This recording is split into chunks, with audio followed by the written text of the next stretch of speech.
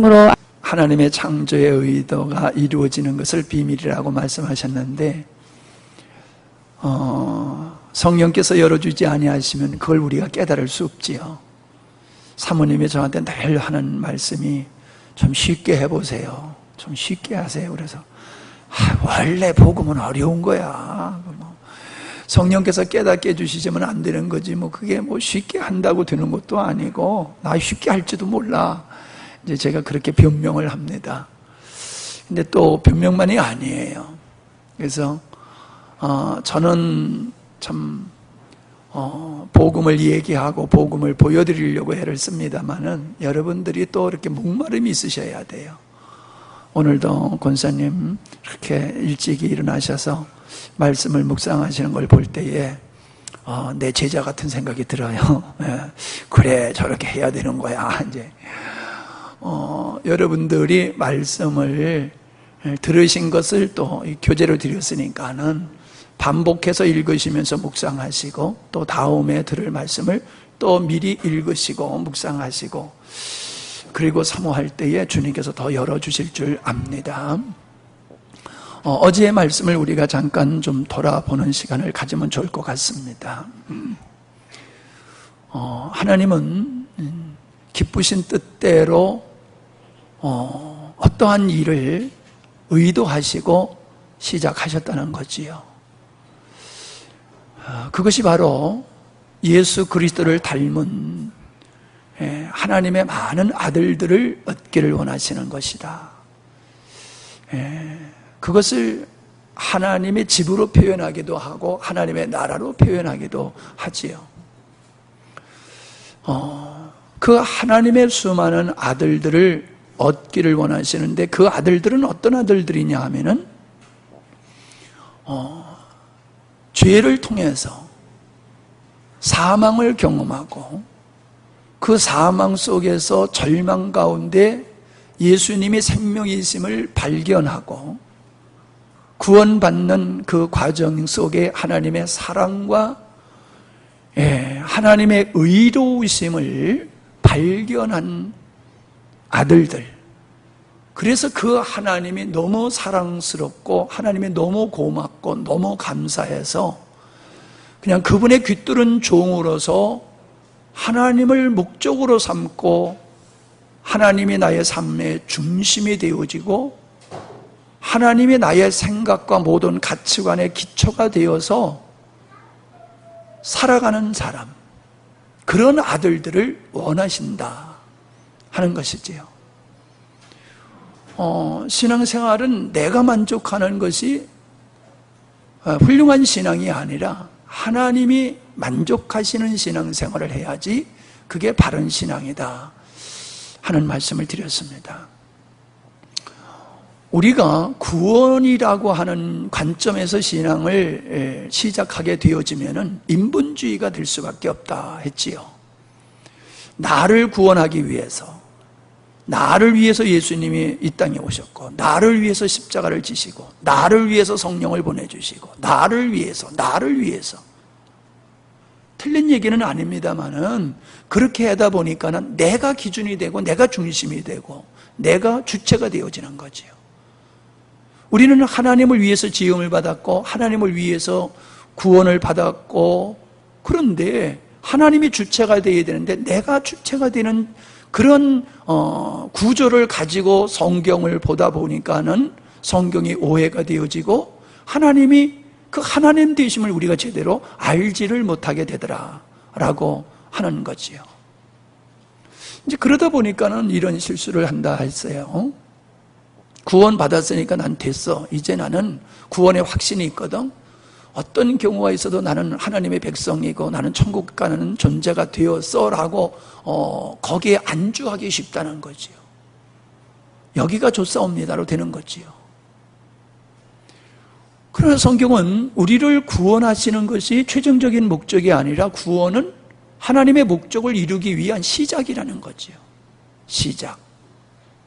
시장에서 우리가 음식을 장만하기 위해서 많은 부자재를 우리가 사오는데 사왔다고 해서 그게 음식이 되는 것은 아니잖아요. 잘 요리를 해야 되는 것 같이 하나님이 우리를 구원하셔서 그게 최종적인 목적이 아니라 구원받은 하나님의 백성들을 하나님 백성답게 만들어 가시는 이 일을 하시는 분이 주님이시다라고 하는 거지요.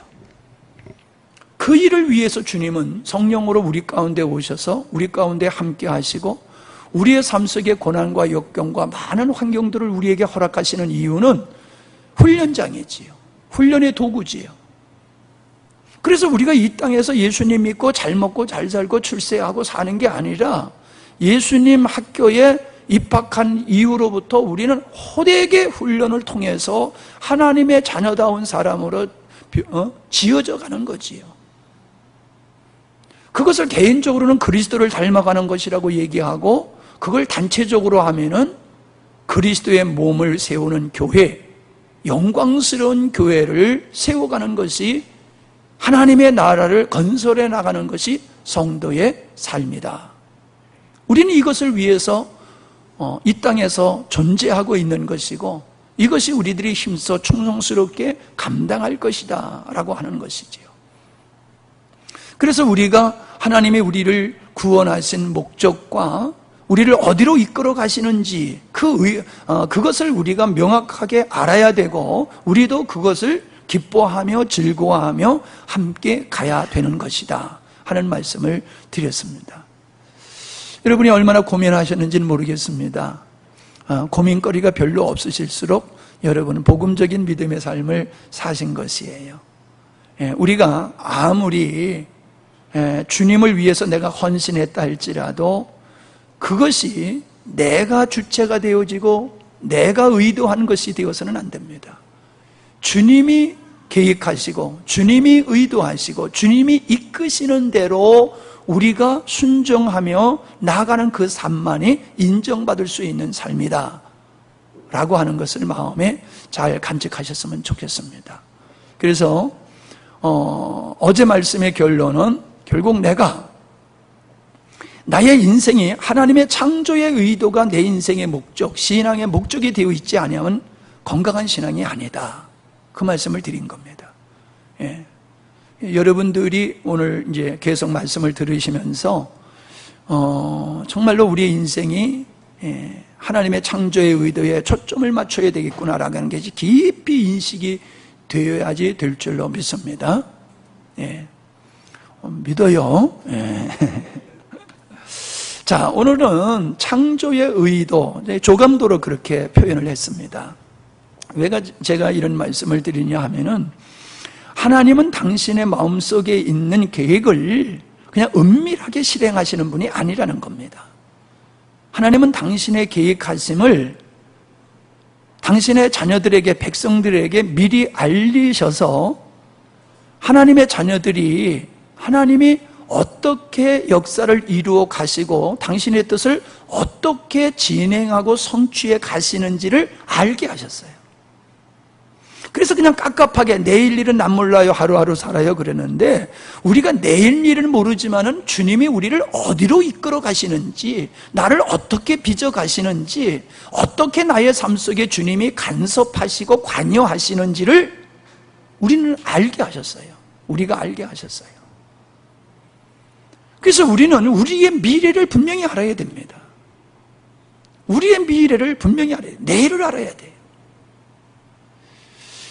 저는 이제 그런 고백을 종종 합니다만은 제가 부족한 건 맞지만은 분명하다.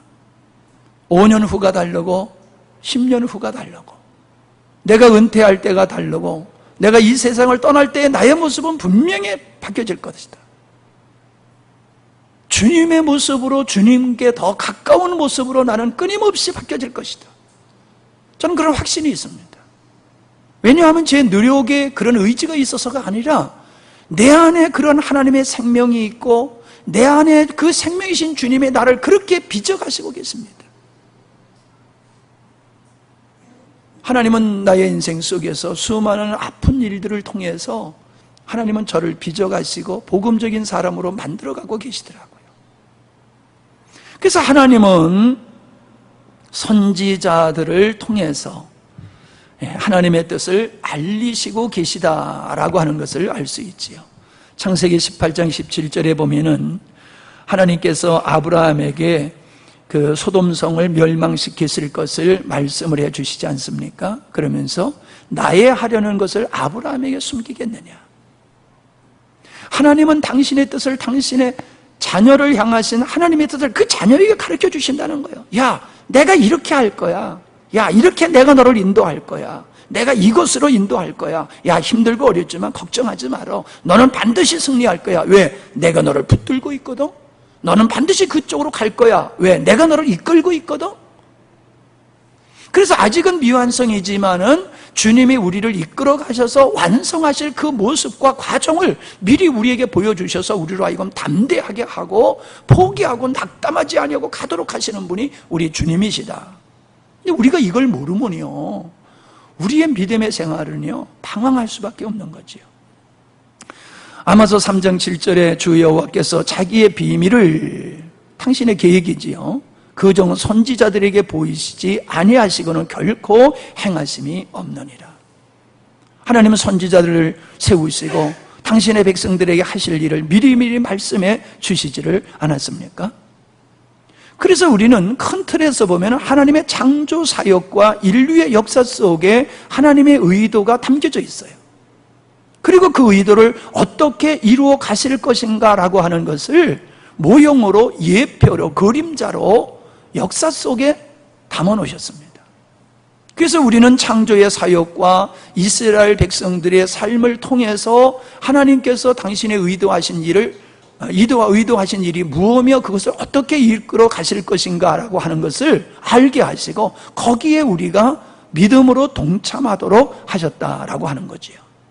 그래서 성경 전체는요, 하나님의 나라, 그 하나님의 나라가 어떻게 시작되어지며 그것이 어떻게 이루어지고 어떻게 완성될 것인가 라고 하는 것을 기록해 놓은 것이 성경이에요. 겉으로 보면, 표피적으로 보면은 창조의 역사고 이스라엘의 역사고 그렇게 보일지 모르지만 그게 아니에요. 그래서 우리는 성경을 통해서 하나님의 창조의 의도의 조감도를 우리가 볼 수 있어야 된다는 거지요. 건물을 짓기 전에 설계를 하고 그 설계대로 집이 완성되어졌을 때 이런 집이다라고 하는 것을 그림으로 그려서 먼저 이렇게 조감도를 해서 딱 보여주지 않습니까? 그러면 안단 말이에요. 목사님들이 예배당 질 때 조감도를 다 크게 해서 딱 걸어놓잖아요. 우리가 질 예배당은 이런 모습이야. 그럼 사람들이 야, 이런 예배당이 되겠구나, 아주 기대에 차잖아요. 여러분, 우리 자신에 대한 그런 조감도가 있어야 돼요. 이야, 하나님이 나를 이렇게 멋지게 만들어 가시는구나. 이야, 하나님이 나를 이렇게 위대하게 만들어 가시는구나. 질그릇과 같은 나를 하나님이 이렇게 만들어 가시다니 너무 기쁘고 너무 즐겁고 너무 행복한 거예요. 그래서 훈련의 삶, 우리 삶이 그냥 훈련이라고 볼 수 있는데 우리 삶 속에서 겪게 되어지는 어려움을 두려워하지 않는 거지요. 거기에 굴복하지 않는 거지요.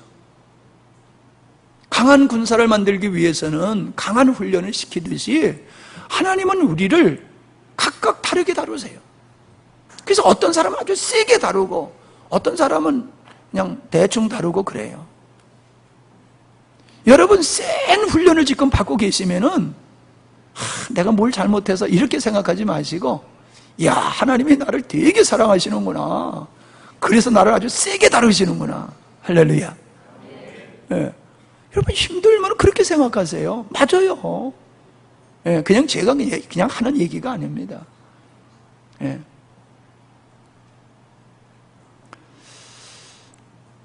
고난의 끝을 우리는 알거든요. 훈련의 끝을 우리는 알거든요.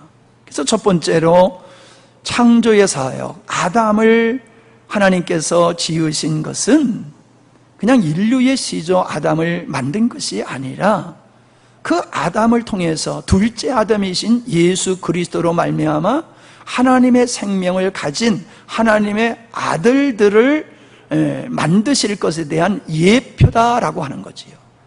하나님의 흙으로 아담을 지으셨대, 사람을 만드셨대 라고 끝나면 안 돼요. 그 작업 속에, 그 역사 속에 하나님은 진짜 내 아들들을 예수 그리스도를 통해서 이렇게 만들 거야. 그래서 하나님의 생명을 지닌 자로서 하나님의 형상으로 변화되어지고 그 하나님의 자녀의 모습으로서 하나님의 모습이 드러남을 통하여 하나님께 영광 돌리고자 하는 그런 아들들을 얻기를 원하시는 것이 창조사역에 있는 것이고요. 두 번째로 아담을 위해서 하와를 지으셨지요. 아담을 위해서 하와를 지었다는 것은 그리스도를 위해서 신부된 교회를 세우실 것에 대한 예표다라고 하는 겁니다. 야, 혼자 사는 거 보니까는 참 쓸쓸하구나. 그러니까 그저 짝을 만들어줘서 재밌게 행복하게 살자. 아니라는 거예요, 그건. 그게 진짜가 아니라는 거예요. 아담을 돕는 배필을 만드는 것, 그것은 그리스도를 위한 영원한 신부를 예수 그리스도의 십자가를 통해서 만들어 가실 것을 그걸 얘기하고 있는 거지요.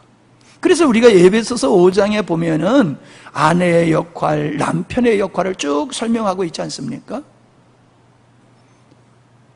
아내는 머리 되는 그 남편에게 복종해야 되고, 남편은 아내를 자기 몸과 같이 사랑하라라고 그 부부에 관한 얘기를 하시면서 그 뒤에 뭐라고 말씀하고 있습니까? 이 비밀이 크도다.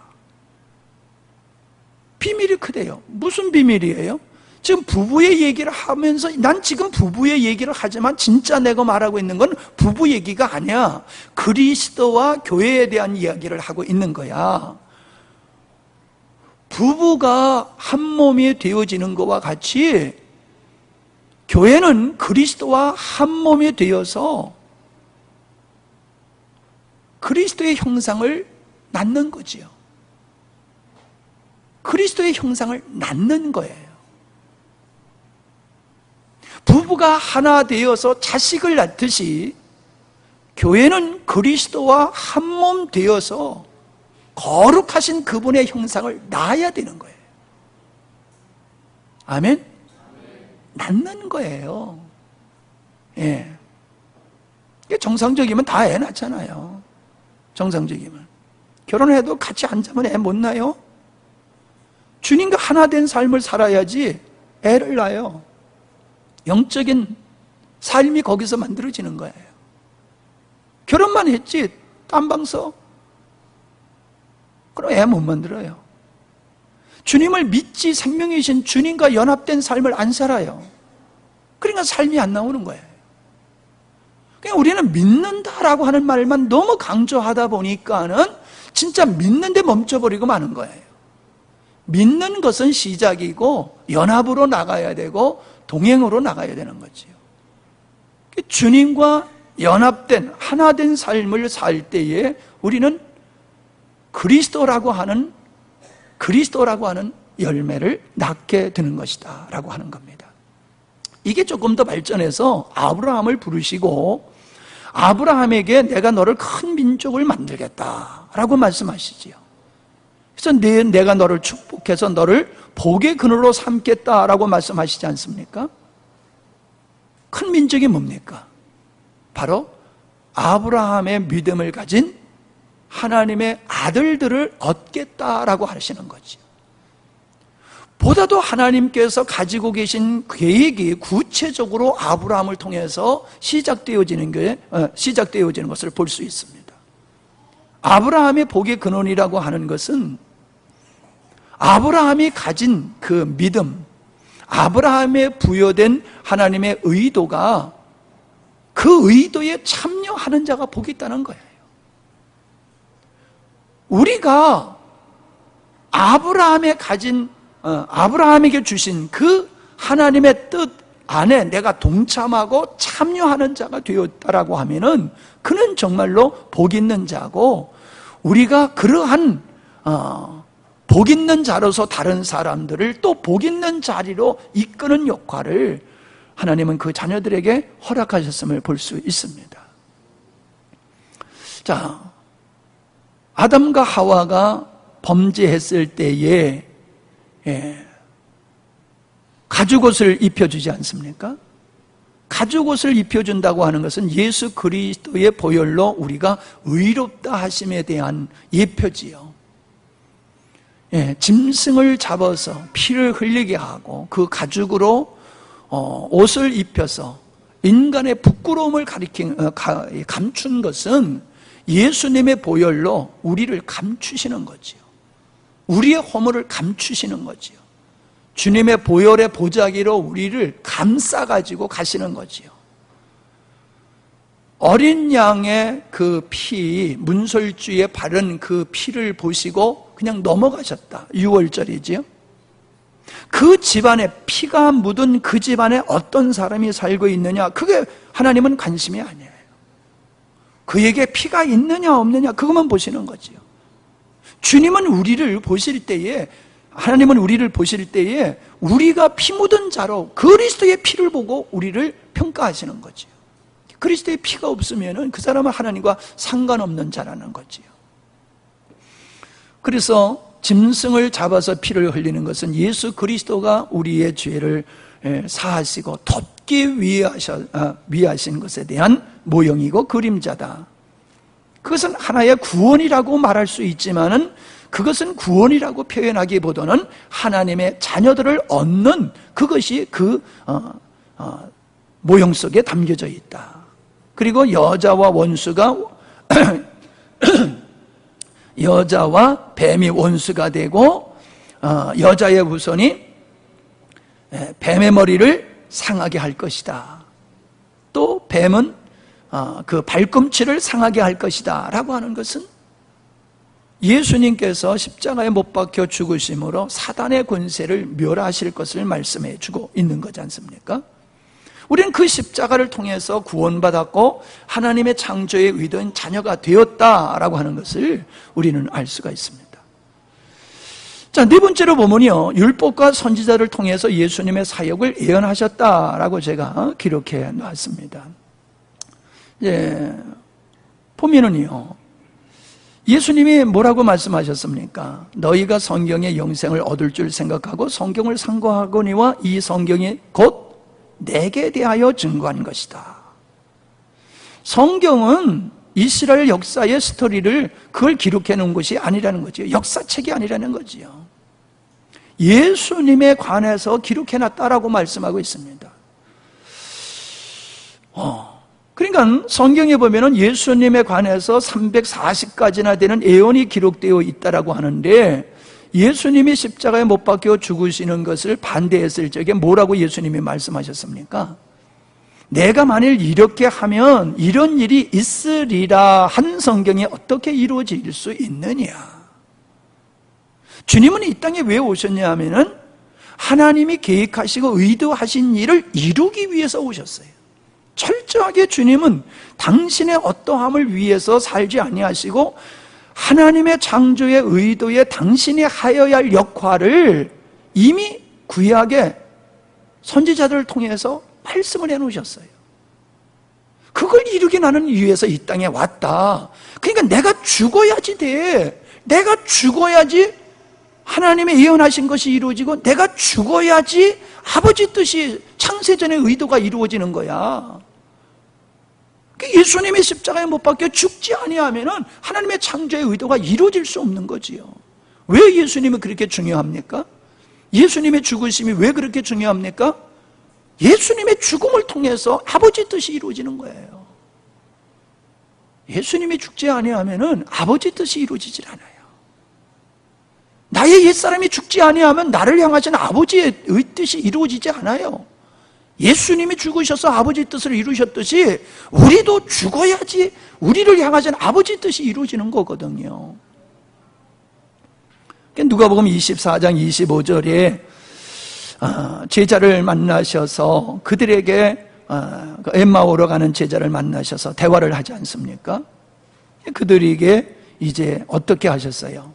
모세와 27절이죠. 모세와 및 모든 선지자의 글을 시작하여 모든 성경에 쓴 바 자기에게 관한 것을 자세히 설명하시니라. 나는 이 말씀을 읽을 때 그 모든이라고 그랬는데 그 모든 걸 어떻게 짧은 시간에 다 이렇게 설명하셨을까? 늘 궁금해요. 야, 나도 좀 그런 실력이 있으면 참 좋겠다. 짧은 시간에 모든 것을 다 가르쳐주는, 그랬으면 참 좋겠다. 그런 생각이 저는 가끔 들어요. 뭐라고 그랬습니까? 모세, 모든 선지자, 모든 성경에 쓰인 바. 그러니까는 우리는 성막을 보면은 예수 그리스도의 구원 사역이 담겨져 있고, 절기를 보더라도 이스라엘의 절기를 보더라도 예수님의 구원 사역이 기록되어 있고, 제사를 보더라도 그냥 제사가 아니라 그 제사를 통하여 구원 사역이 그 모형으로 진행되고 있는 것을 우리가 알 수 있지 않습니까? 그러니까 구약의 전부지요. 구약의 전부. 그냥 제사가 아니고 성막도 그냥 아니고 절기도 그냥 아니고 그 모든 것은 예수님이 이 땅에 오셔서 십자가의 죽으심을 통해서, 부활을 통해서, 성령을 보내심을 통해서 창조의 의도가 구체적으로 실현되어지는 것을 보여주고 있는 거지요. 그러니까 우리가 구약을 읽을 때에 그냥 이스라엘 백성들과 하나님이 함께 하신 사건들을 기록해 놓은 것이 아니라는 거예요. 그들에겐 율례와 규례가, 법도가 그냥 율법이라는 차원이 아니라 그 율법 속에 우리 하나님께서 의도하신 일을 어떻게 이루어갈 것이냐라고 하는 모형이 있는 것이고, 이제 우리는 모형만 바라보는 것이 아니라 실제 가운데 있는 거지요. 이제 우리는 분명히 예수님께서 십자가를 통해서 아버지의 뜻을 이루신 것과 같이 부활하신 주님이 성령으로 우리에게 오셔서 아버지 창세전의 의도를 구체적으로 어떻게 이루어 가시는가 하는 것을 우리가 경험해야 돼요. 그걸 늘 누려야 돼요. 그게 우리의 일상생활이 돼야지 돼요. 이거 없으면은 우리는 창조의 의도와 무관하게 사는 것이지요. 마태복음 7장에 보면은 주의 이름으로 선지자 노릇하고 능력을 행하고 귀신을 내쫓았습니다 라고 했을 때에 뭐라고 말씀하셨습니까? 난 도무지 너를 알지 못한다. 이 불법을 행한 자야, 내게서 떠나가라 그러셨잖아요. 여러분, 선지자 노릇을 하고 능력을 행하고 권능을 행하고 우리가 하기를 원하는 거잖아요. 부러워하는 거잖아요. 그러나 주님은 뭐라고 그러셨어요? 아니야, 그게 아니야. 아버지 뜻에 맞춰서 네가 살아야 돼. 너의 삶이 아버지 뜻에 초점에 맞춰야 되는 거야. 여기서 빗나간 상태에서 어떤 일을 해도 난 그거 인정하지 않아 라고 말씀하시고 계세요. 그러니까 우리가 죽도록 일하고 죽도록 쓰임받고 버림받을 수도 있다는 얘기지요. 이게 두려운 얘기입니다, 여러분. 예.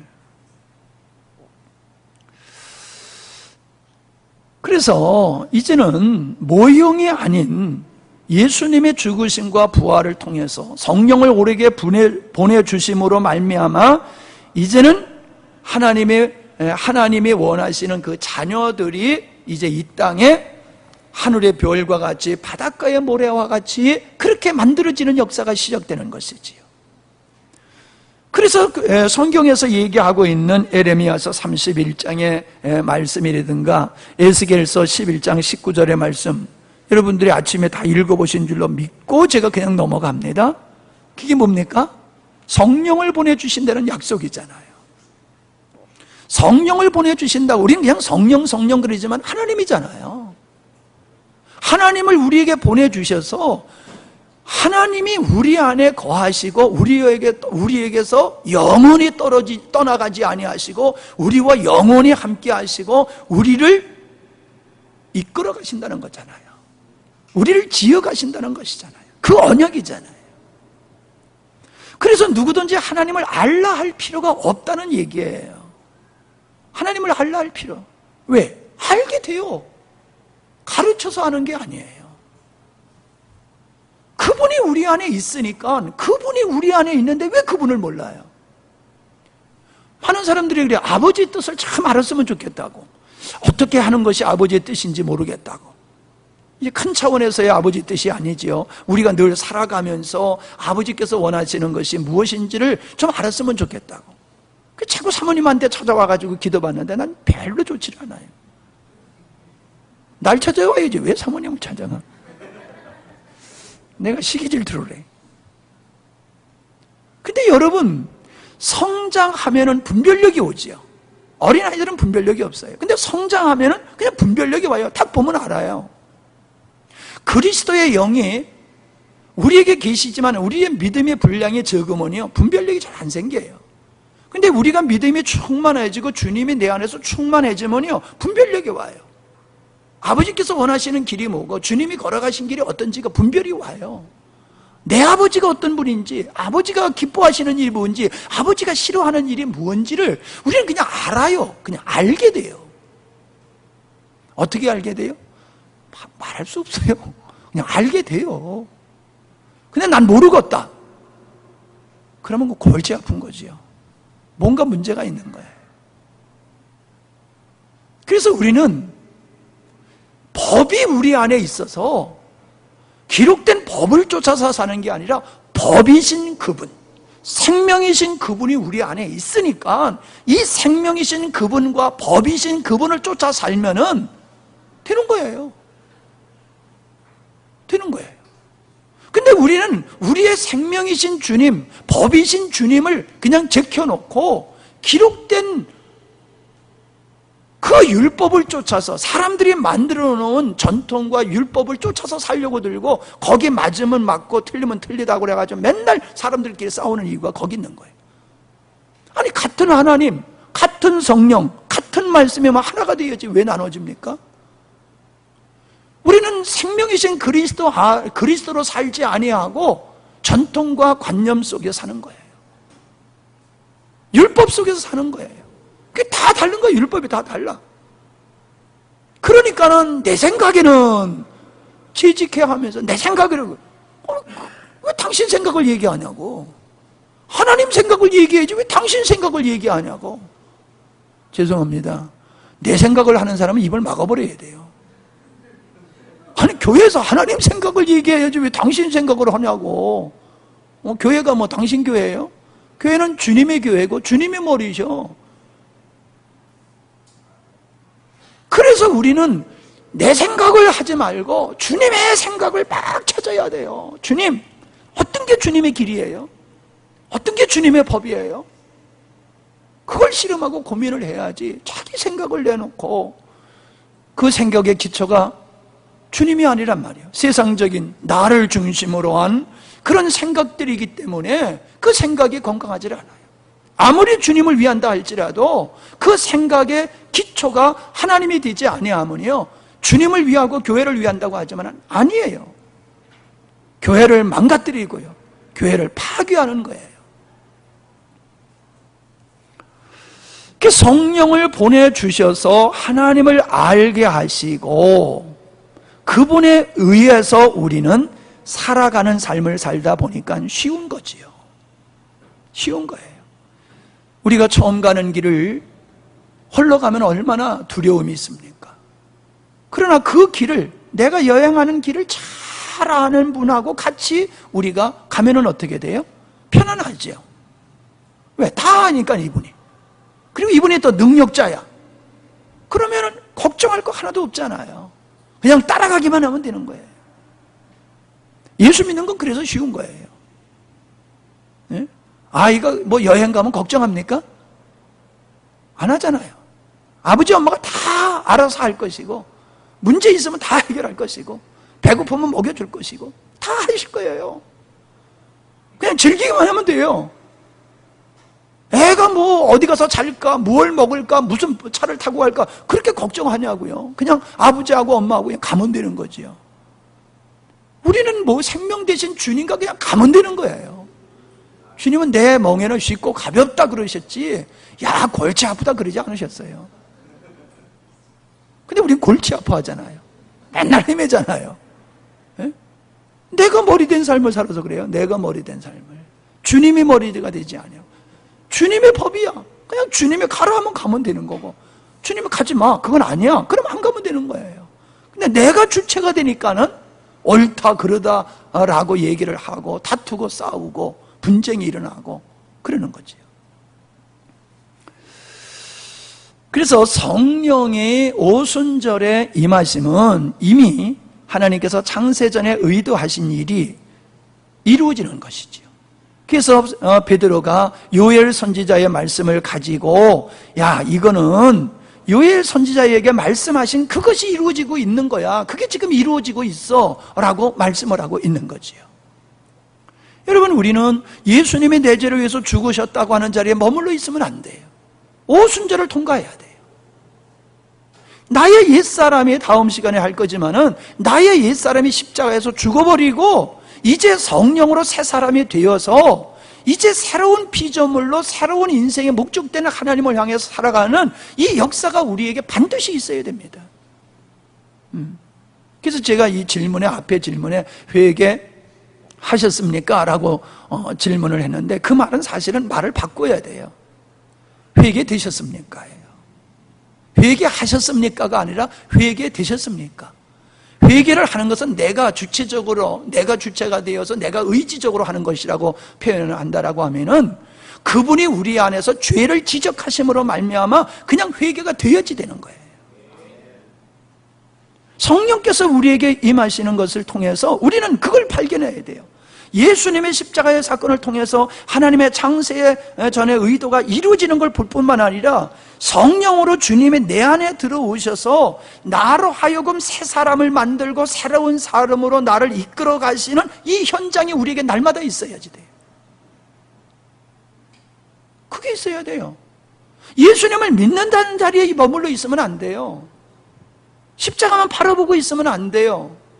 이제 성령으로 주님이 내 안에 들어오셔서 나를 새 사람을 만드시고 나를 새롭게 빚어가시고 만들어가시고 이끌어가시는 이 현장이 있어야 돼요. 그게 뭐예요? 하나님의 창조의 의도가 내 안에서 어떻게 진행되고 있는지를 알아야지 돼요. 이렇게 표현하면 어떨까요? 아이가 생기면 어떻게 알아요?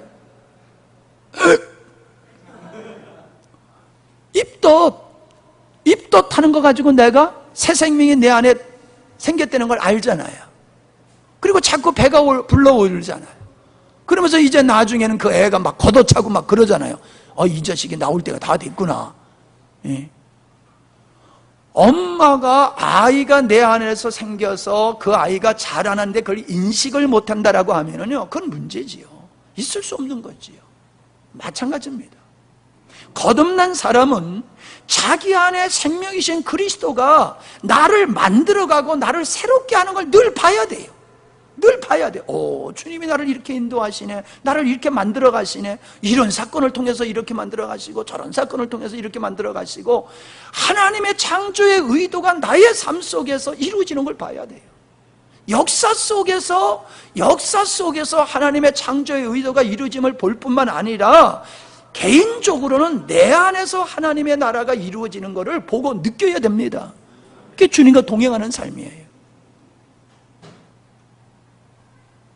이해가 되십니까? 예, 당장 안 돼도 괜찮아요.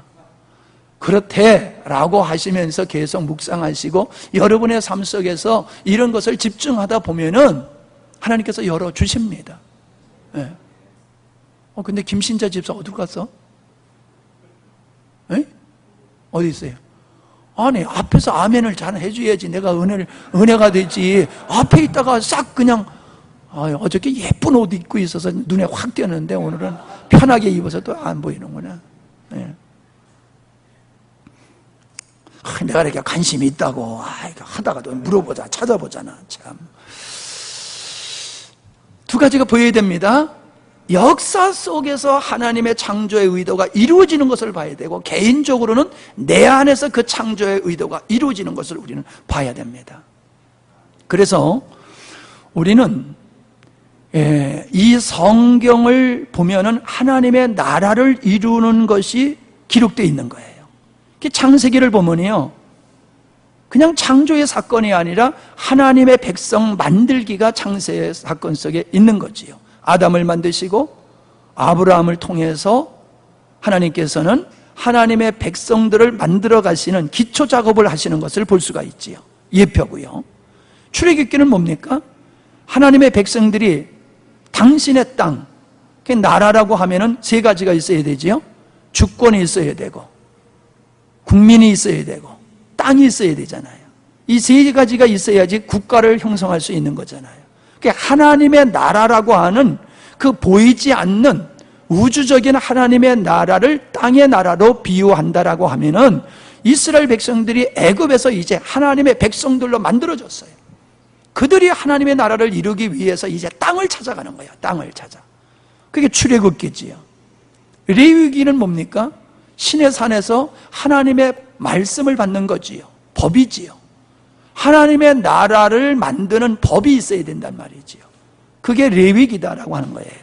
그래서 민수기는 법 만들기와 땅 찾아가기, 여호수아 사사기 이거는 땅 찾기, 싸워서 땅을 얻는 거지요. 이게 땅 찾기, 하나님의 나라를 만들기 위한 땅 찾기.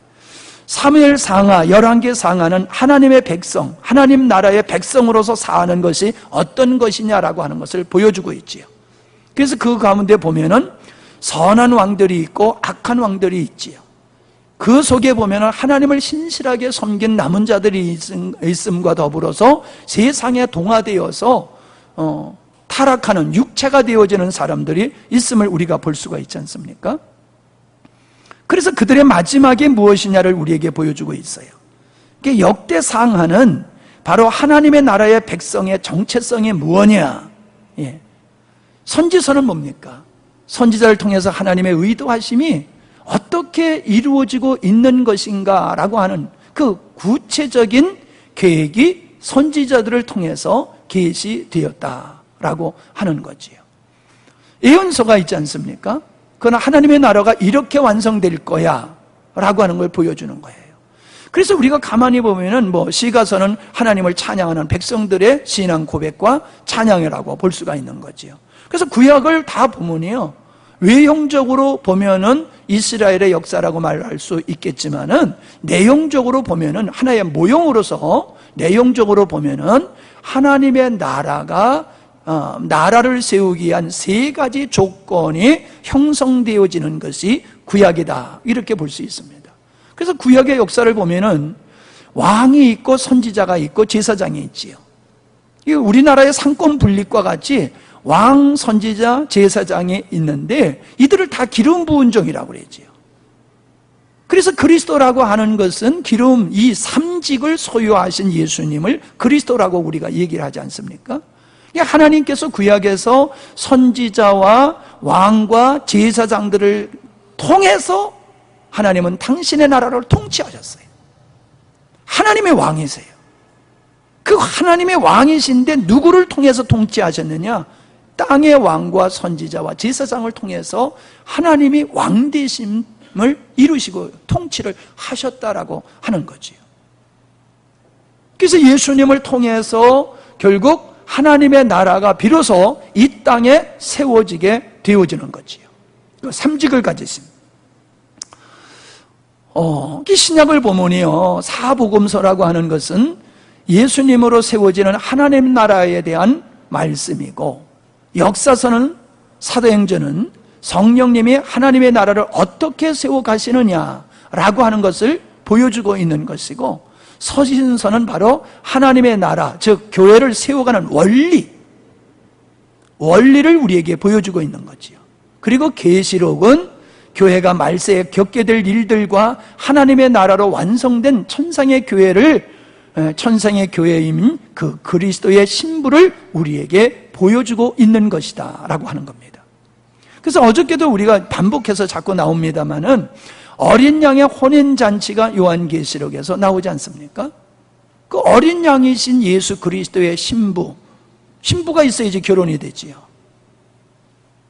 여러분, 결혼을 통해서 남녀가 하나가 되잖아요. 성령을 보내주셔서 그 성령으로 우리가 이 땅에서 그리스도를 신랑으로 하고 우리는 신부된 그 자격을 가지고 있는데, 요한계시록에 가면 결혼식을 하는 거예요, 진짜. 결혼식을 해가지고 신랑과 신부, 그리스도와 교회가 하나 되어지는, 완전히 하나 되어지는 하나님의 창조의 그 의도가 완성이 되어지는 거죠. 그리스도의 생명을 갖고 그리스도와 하나 된 그 완성된 그 그리스도의 신부된 그 하나님의 자녀가 창세전에 의도하신 그들이라는 거예요. 하나님은 이 목적을 향해서 역사를 시작하셨고 예수님을 보내셨고 성령을 보내시고 오늘도 그 일을 위해서 역사하고 계시는 분이다라고 하는 것입니다. 그러니까 결혼을 앞두고 있는 신부는 자기를 곱게 단장하지 않습니까?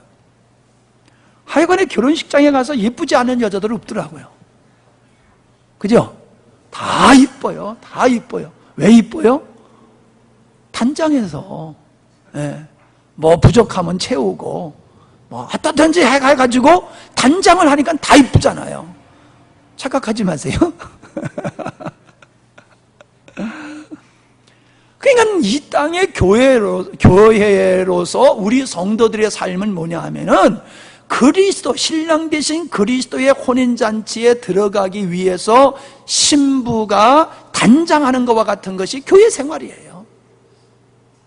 교회 생활, 여러분들이 교회 안에서 믿음의 생활을 하고 말씀을 듣고 말씀을 배우고 이게 어디에 목적이 있느냐? 단장하는 거예요, 단장. 그리스도의 신부로서. 여러분, 그래서 예복을 입지 않는 자는 그냥 내쫓으라고 그랬잖아요. 예복을 입지 않는 자는 내쫓으라. 바깥에 나와서 슬피 울며 이를 갈리라. 내쫓아버렸잖아요. 우리는 그리스도로 입은 흰옷이 근본적인 것이지만은 성경에서는 우리에게 보여주고 있는 것은 이 요한계시록에 나타난 그리스도의 신부된 자의 그 모습, 특별히 거룩한 성 예루살렘은 신랑을 위해서 단장한 것과 같더라라고 하면서 예수 그리스도의 신부된 교회를 얘기하고 있는데 그 교회의 모습을 어떻게 표현하고 있느냐 하면은 진주, 보석, 수정 이런 것들로 이야기를 하고 있어요. 그러니까 요한계시록 21장 11절에 보니까 하나님의 영광이 있음에 그 성의 빛이 지극히 귀한 보석 같고 벽옥과 같고 수정과 같이 맑더라라고 얘기를 하고 있지 않습니까? 하나님이 계신 곳에 하나님의 영광이 충만한 것이에요. 교회는 하나님의 영광이 충만해야 돼요. 주님이 계신 것이기 때문에. 우리 안에 주님이 계시기 때문에 우리는 영광스러운 존재로 살아가야 되는 거예요. 이게 가능한 거예요. 세상 사람들은 안 돼요. 왜? 그 안에 영광의 주님이 안 계시니까. 근데 우리는 가능해요. 주님이 우리 안에 계시니까. 그래서 주님이 계신 것은 하나님의 영광으로 충만해서 어떻다는 겁니다. 어떻다는 겁니까? 그 하나님의 영광의 빛에 의해서 그 성이 아주 그냥 빛이 나는 거예요. 근데 그 빛을 가리켜서 보석과 귀한 보석 같고 벽옥 같고 수정 같더라 라고 얘기를 하면서 21장 18절에 보면은 성곽이 벽옥으로 쌓여 있고 그 성은 정금인데 맑은 유리와 같더라 라고 얘기하면서 그 성곽의 기초석은 보석으로 되어 있다. 12문은 12진주다. 문마다 진주다. 그래서 진주 보석으로 어린 양의 신부된 교회를 왜 진주 보석으로 표현하고 있느냐 하면은 이건 변화된 자를 말하고 있는 거예요. 변화된 자.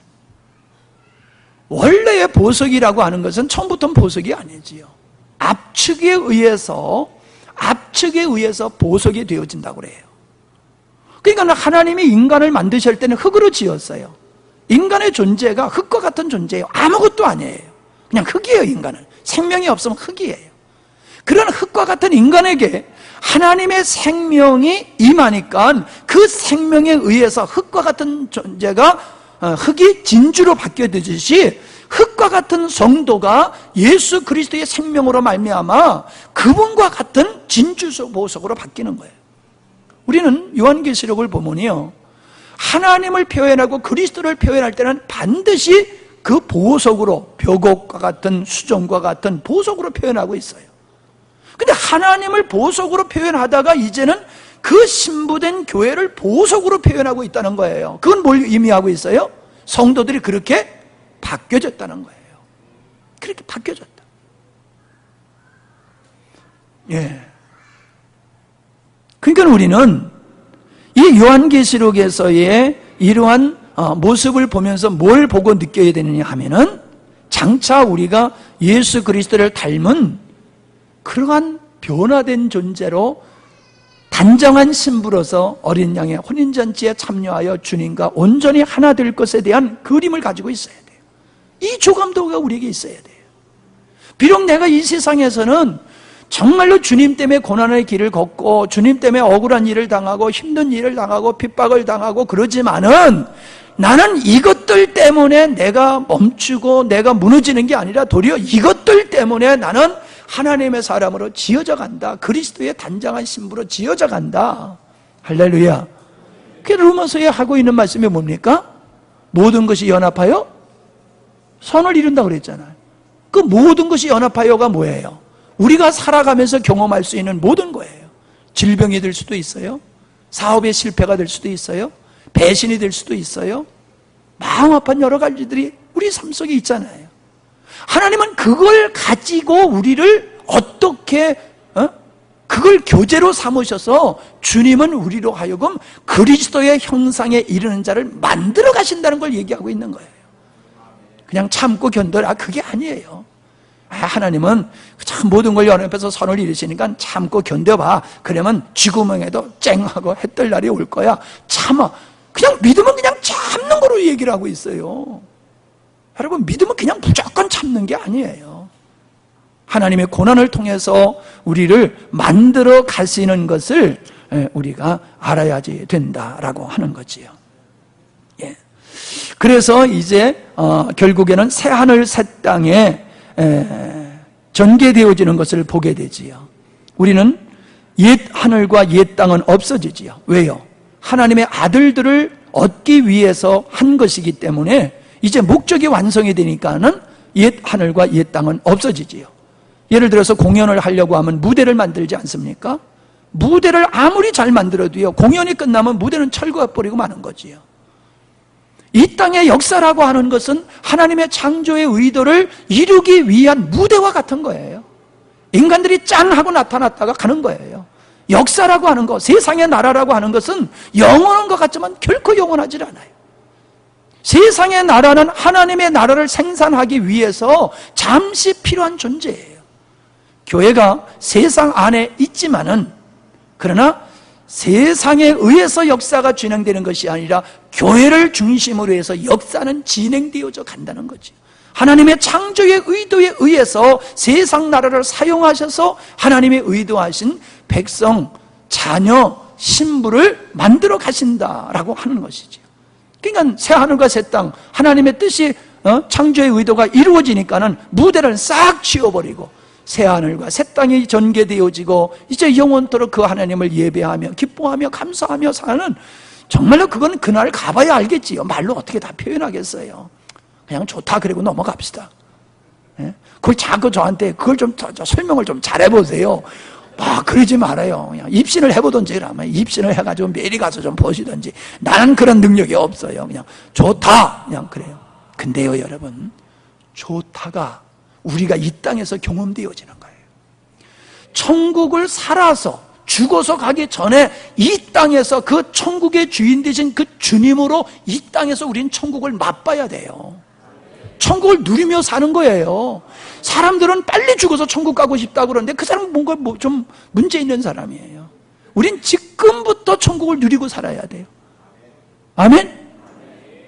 네, 그냥 자동적으로 아멘 하지 말고 진짜 예수를 정상적으로 믿으면요, 나의 삶이 얼마나 힘들고 어렵든지 그게 상관없어요. 나는 천국을 이 땅에서부터 누리고 사는 거예요. 그러니까 세상을 이길 수 있는 거죠. 세상을 이길 수 있는 거예요. 예.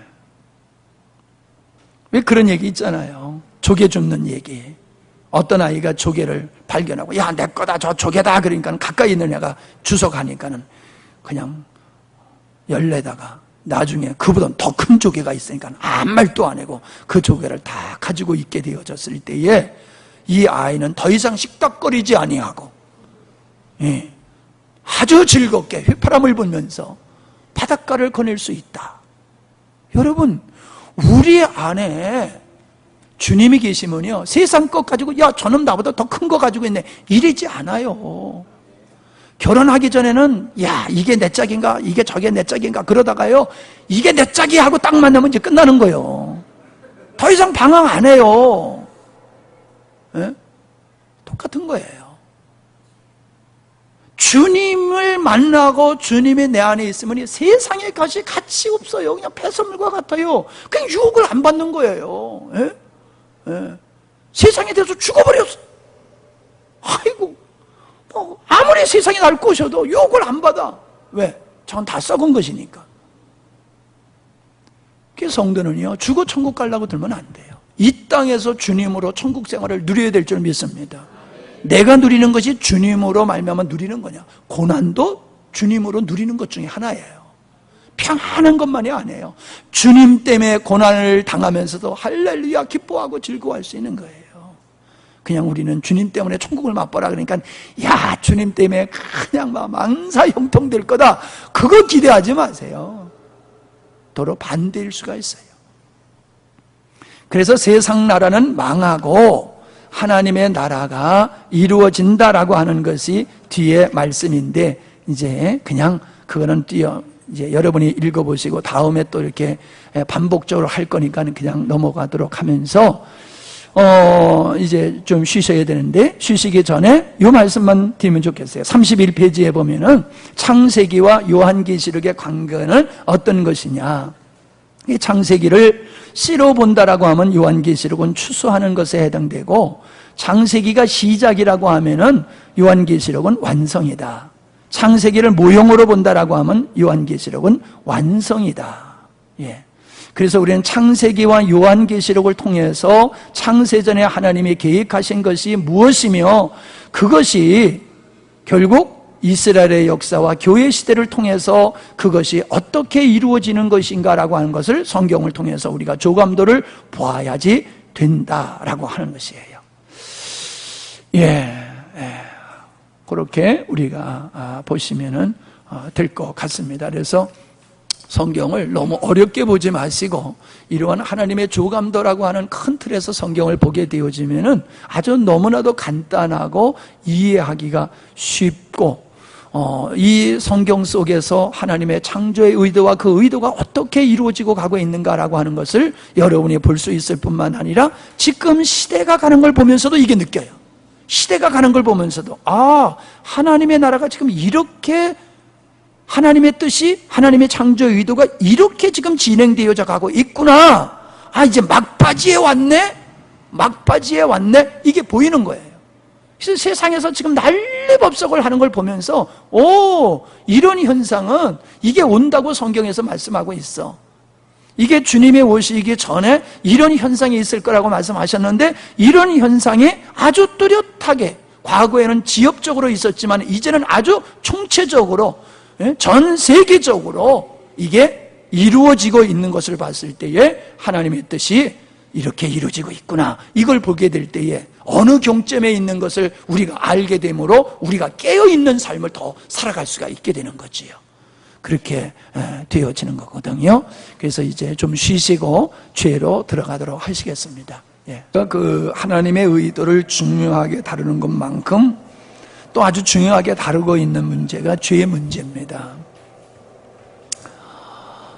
사실 인류의 저주와 고난은 죄로부터 시작되었다고 하는 것, 죄 때문이라고 하는 걸 우리가 잘 알지 않습니까?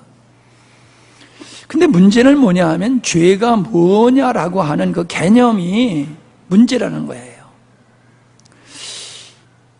제가 그랬잖아요. 하나님을 창조주로 믿는다라고 하는 것, 그것도 중요하지만은 우리들의 삶 속에는 진화론적 사고방식이 있다. 제가 그런 얘기를 했어요. 내용은 복음인데 그릇은 율법이다. 자, 그런 말씀을 생각하시면서 죄의 개념을 보면 그렇다는 거예요. 세상적인 죄의 개념과 성경에서 말하고 있는 죄의 개념은 다르다. 율법이 죄로 정의한 것과 예수님께서 죄로 정의한 것은 다르다라고 하는 거지요. 그러니까 우리가 죄를 안 지려고 하는데 죄를 안 지려고 하면 그 죄가 뭔지를 먼저 정의가 바르게 된 다음에 해야 되는데, 죄가 뭐냐라고 하는 개념이 뚜렷지 아니하고 잘못되어 있는 상태에서 내가 죄를 안 짓겠다고 하는 건, 그건 어떻게 보면 앞뒤가 안 맞는 거지요. 제가 이렇게 믿음의 생활을, 저도 목사지만 제 개인의 믿음의 생활을 하지 않습니까? 보면서 느끼는 게 뭐냐면, 왜 성도들이 이렇게 혼란스러우냐? 그거예요. 죄에 대한 개념이 성경적인 아닌 개념을 가지고 있기 때문이다라고 하는 걸 제가 발견을 했어요. 그래서 이 죄의 정의를, 죄가 뭐냐라고 하는 것을 살펴보려고 합니다. 자, 이 땅에 질병으로, 병균에 의해서 질병이 창궐을 하듯이, 그리고 불행을 겪게 되어지시 인생의 불행도 죄로 말미암은 것이다. 분명히 우리는 많은 문제가 있지만은 이 죄의 문제를 해결해야지만이 우리는 하나님께서 우리에게 예비하신 것들을 누리며 살 수 있다라고 하는 겁니다. 그러나 이 죄 문제는 인간의 어떤 방법으로도 해결할 수 있는 길은 없다라고 하는 거지요. 그래서 주님이 우리를 위해서 예비하신 것은 아주 풍성하지만은 우리는 그걸 얻지 못하는 이유가 죄가 뭔지를 몰라요.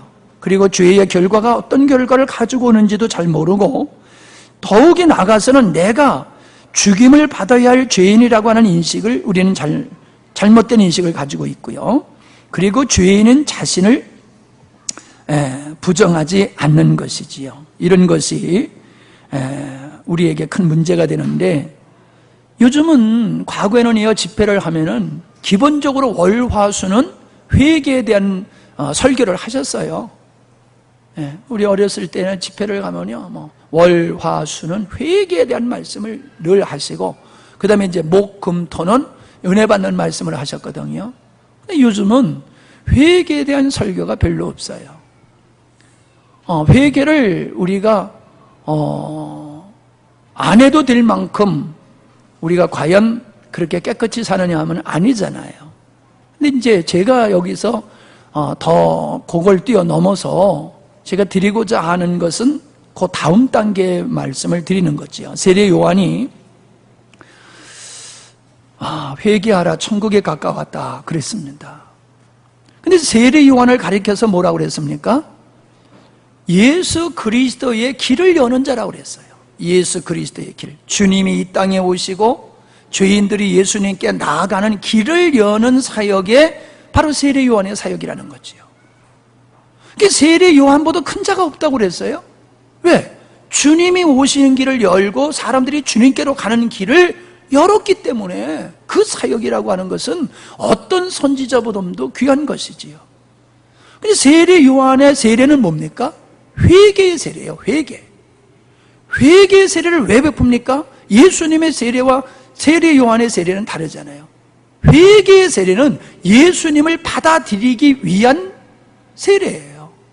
그러니까 너희들이 회개해야지 돼. 너희들이 회개해야지 예수님을 영접할 수 있는 거야. 그거거든요. 그러니까 내가 죄인임을 깨달아야 돼요. 내가 죄인임을 깨닫고 내가 회개의 세례를 받아야 되죠. 그게 세례 요한이 한 것이거든요. 그럼 내가 지금 세례 요한을 받아야 되느냐? 그건 아니지만은 우리는 분명코 믿음의 첫 시작 자리에서 내가 죄인이로구나. 그래서 내가 회개의 세례를 받을 때에 비로소 우리는 생명이신 주님을 영접할 수가 있는 것이거든요.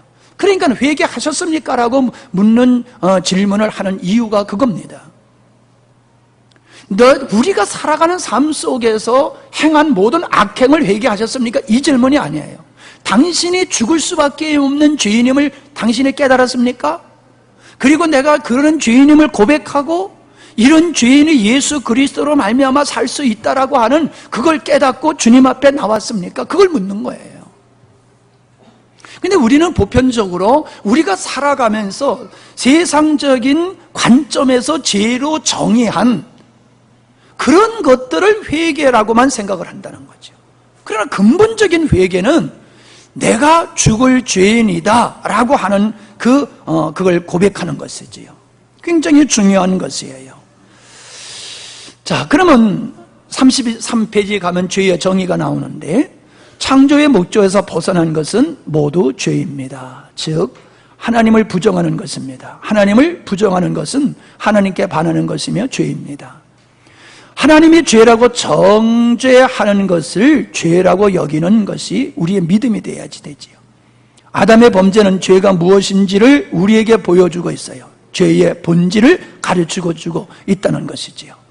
근데 우리는 아담이 지은 그 죄의 본질을 그대로 우리가 가지고 있다는 거예요.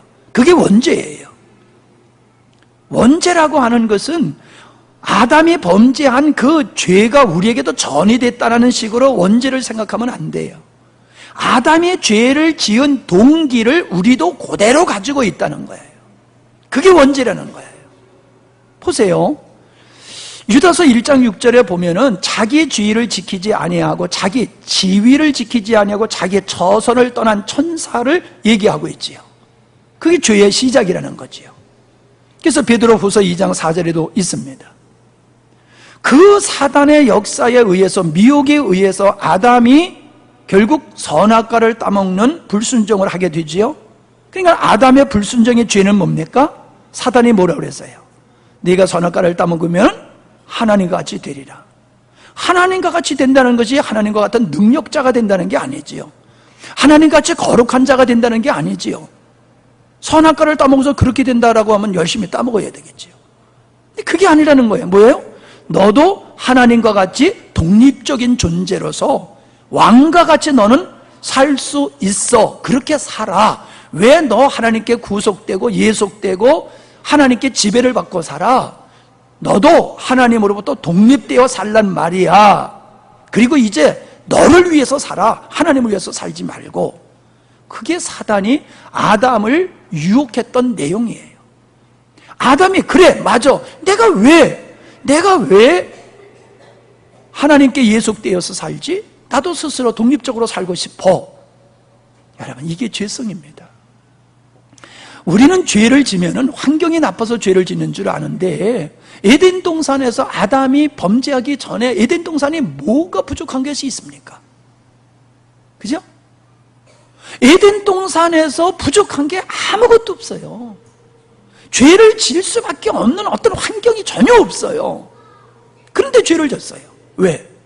아담 안에 자기가 하나님같이 되고자 하는 그 죄의 씨가 아담 안에도 있었다는 거예요. 범죄하기 전에 인간을 하나님께서 완벽하게 만들지 않았어요, 아담을. 그러니까 아담은 이런 것을 물리칠 수도 있고 마귀의 유혹을 물리칠 수도 있고 순응할 수도 있는데 아담은 그걸 순응을 했어요. 그래서 자기가 하나님같이 되겠다라고 하는 길을 선택한 것이지요. 이게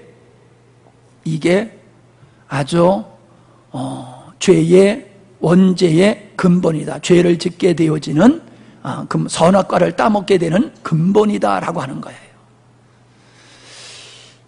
자, 하나님같이 되고자 하는, 여러분, 오늘 우리들의 삶이 어디서부터 꼬이기 시작하면 여기서부터 꼬이는 거예요. 내가 기준이 되고요. 내 관점에서 모든 걸 바라봐요. 내 관점, 내 기준에서. 왜? 내가 이제 독립적인 존재가 되었기 때문에. 그 말은 뭐예요? 선, 악을 내가 규정하는 거예요. 이건 선이야, 이건 악이야. 내가 규정을 해요. 그래서 내가 판단하고 내가 정죄를 해요. 그게 사람마다 다 다른 거예요. 왜? 기준이 하나님이 아니라는 거예요. 왕된 내가 기준이에요. 하나님이 법이거든요. 그러니까 하나님이 선이야 그러면 선이고 하나님이 악이 하면 악이거든요. 그건 하나님만 하실 수 있는 거예요.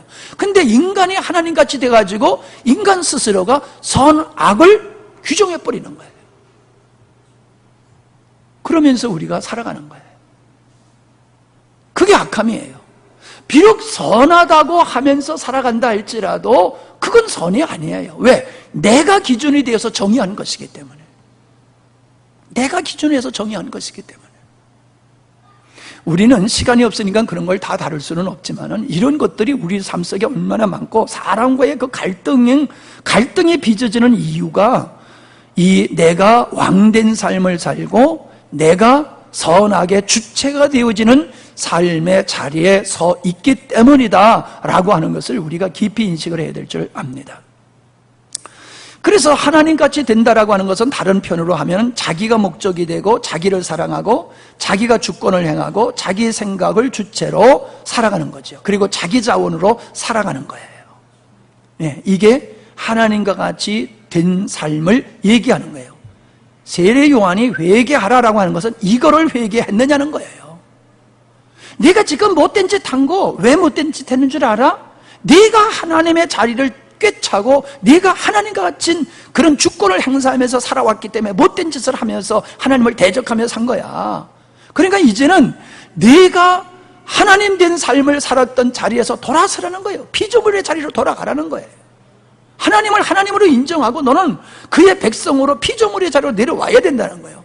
그게 바뀌었냐는 거예요. 여러분, 이게 중요한 질문입니다. 제가 봤을 때는요, 예수님을 믿는 사람은 많지만 여전히 자기가 목적이 되고 자기 중심으로 자기 사랑하며 자기 만족을 추구하면서 살아가고 있어요. 그럼 회개했냐는 거예요. 그게 예수님이 무슨 죄 때문에 죽으셨는데요? 앞으로도 뭐 다뤄야 될 문제지만은 예수님이 십자가에 못 박혀 죽으셔야 될 죄는 성질낸 것 때문이 아니에요. 우린 성질내는 사람 보면 아이 더러워 그러잖아요. 성질내는 죄 때문에 예수님이 내 죄를 그것 때문에 대신 십자가에 못 박혀 죽으셔야 될 게 아니에요. 공의로우신 하나님이죠. 공의로우신 하나님이 예를 들어서 요즘 어디 지나가다가 수박 보고 복숭아 밭에 가서 남의 복숭아 하나 그냥 따먹었다고 칩시다. 그것 때문에 손 잘라버립니까? 그것 때문에 사형선고 시킵니까? 그러면 그거는 공의로운 하나님이 아니지요. 그 죄값만큼 벌을 줘야 되지요. 그런데 예수님이 오셔서 내 죄를 위해서 죽으셔야만 되는 예수님의 사망을 통해서만이 내 죄가 용서될 수 있는 그 죄가 뭐냐? 역적죄예요. 역적죄. 무슨 역적죄? 자기가 하나님이라고 껍죽대는 거예요. 하나님을 부정하고 자기가 왕권을 행하면서 내가 법을 선악을 규정하고 내가 기준 되어지고 내 관점에서 살아가면서 나를 목적으로 삼고 그렇게 살아가는 거예요. 그 역적죄 때문에 예수님은 십자가에 못 박혀 죽어야 되셨던 거예요. 근데 예수님이 내 죄를 위해서 죽으셨다고 하면서 여전히 그 생활을 동일하게 하잖아요. 예? 아니 그럼 그게 회개냐고요. 그게 회개냐고요.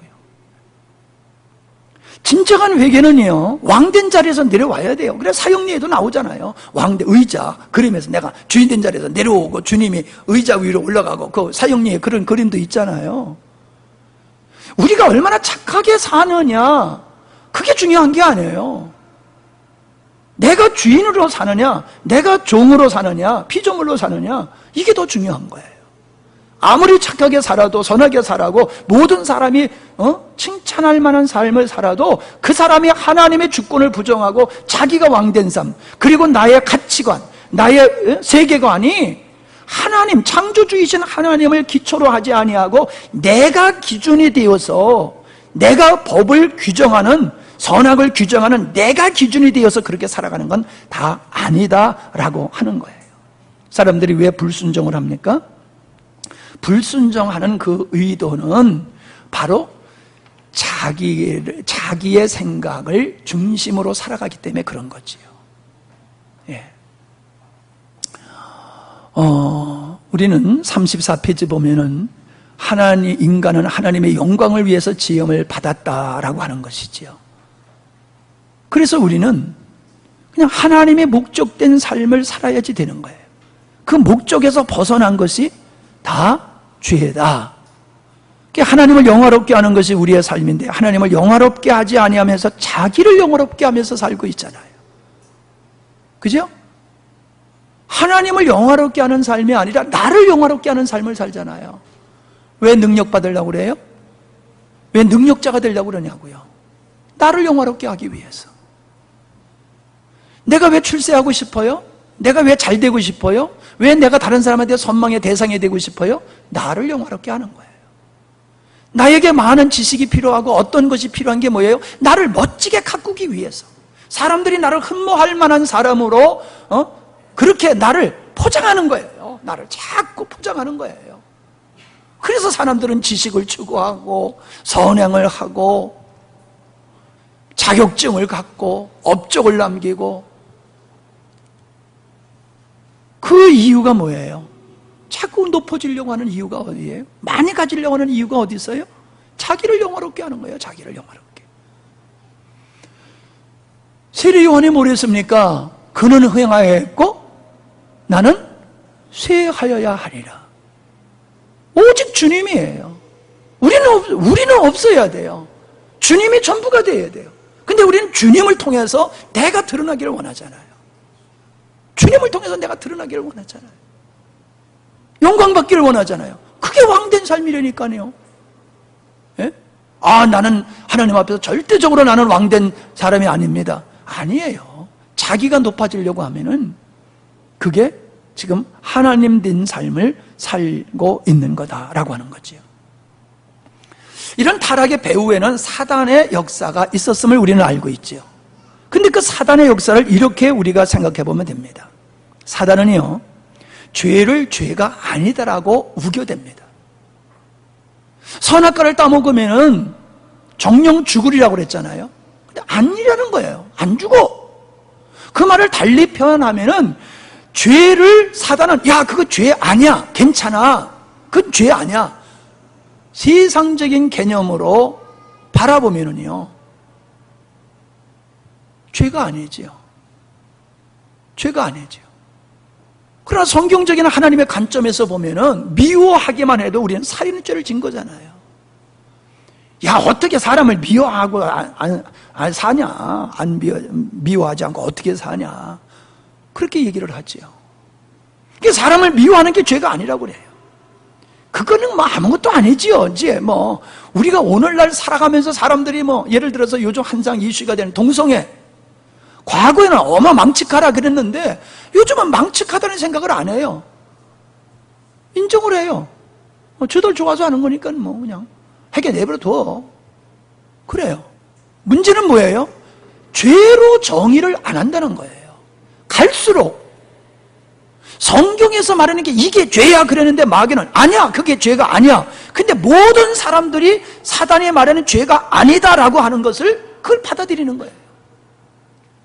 그리고 성경에서 죄라 그러면은 그게 왜 죄입니까 하고 따지고 들는 거지요. 독사 새끼 모양 거기에 바닥 들고. 그러니까 세상적인 개념으로 보니까는 죄를 죄로 여기지 않는 게 이게 사단의 덫에 걸려 있는 거예요. 문제는 뭐냐면 세상 사람들이 그러는 거는 당연한데 성도들까지도 죄를 죄로 인정하지 않는다는 게 이게 문제예요. 두 번째는 뭐냐면은 사단은요, 죄를 멋지게 보이게 해요. 죄를 보면 우리가 끔찍하게 여겨야 되거든요. 선악과를 볼 때마다 아담의 마음은 철렁해야 돼요.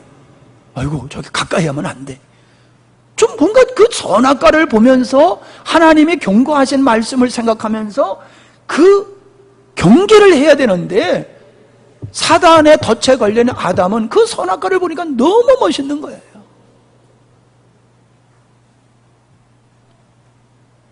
하나님의 아들들이 사람의 딸들을 보니까 너무 아름답고 멋있는 거예요. 야, 저 여자하고만 살면은 내가 행복하겠다. 여러분, 그 선악과가 뭡니까? 우리가 생각해 볼 때에요, 우리가 세상 사람들이 살아가는 걸 부러워하잖아요. 예? 야, 저 사람은 참 예수를 믿어도 멋지게 믿어. 왜? 자기 하고 싶은 거 다 하잖아. 그죠? 그걸 보고 멋지게 믿는다고 그래. 야, 믿어도 좀 쟤같이 믿어라. 너같이 꼬르하게 믿지 말고. 야, 얼마나 멋있냐? 얘는 할 거 다 하잖아. 예수 믿으면서도. 왜 예수를 그렇게 답답하게 믿냐? 그게 보편화되어 있어요.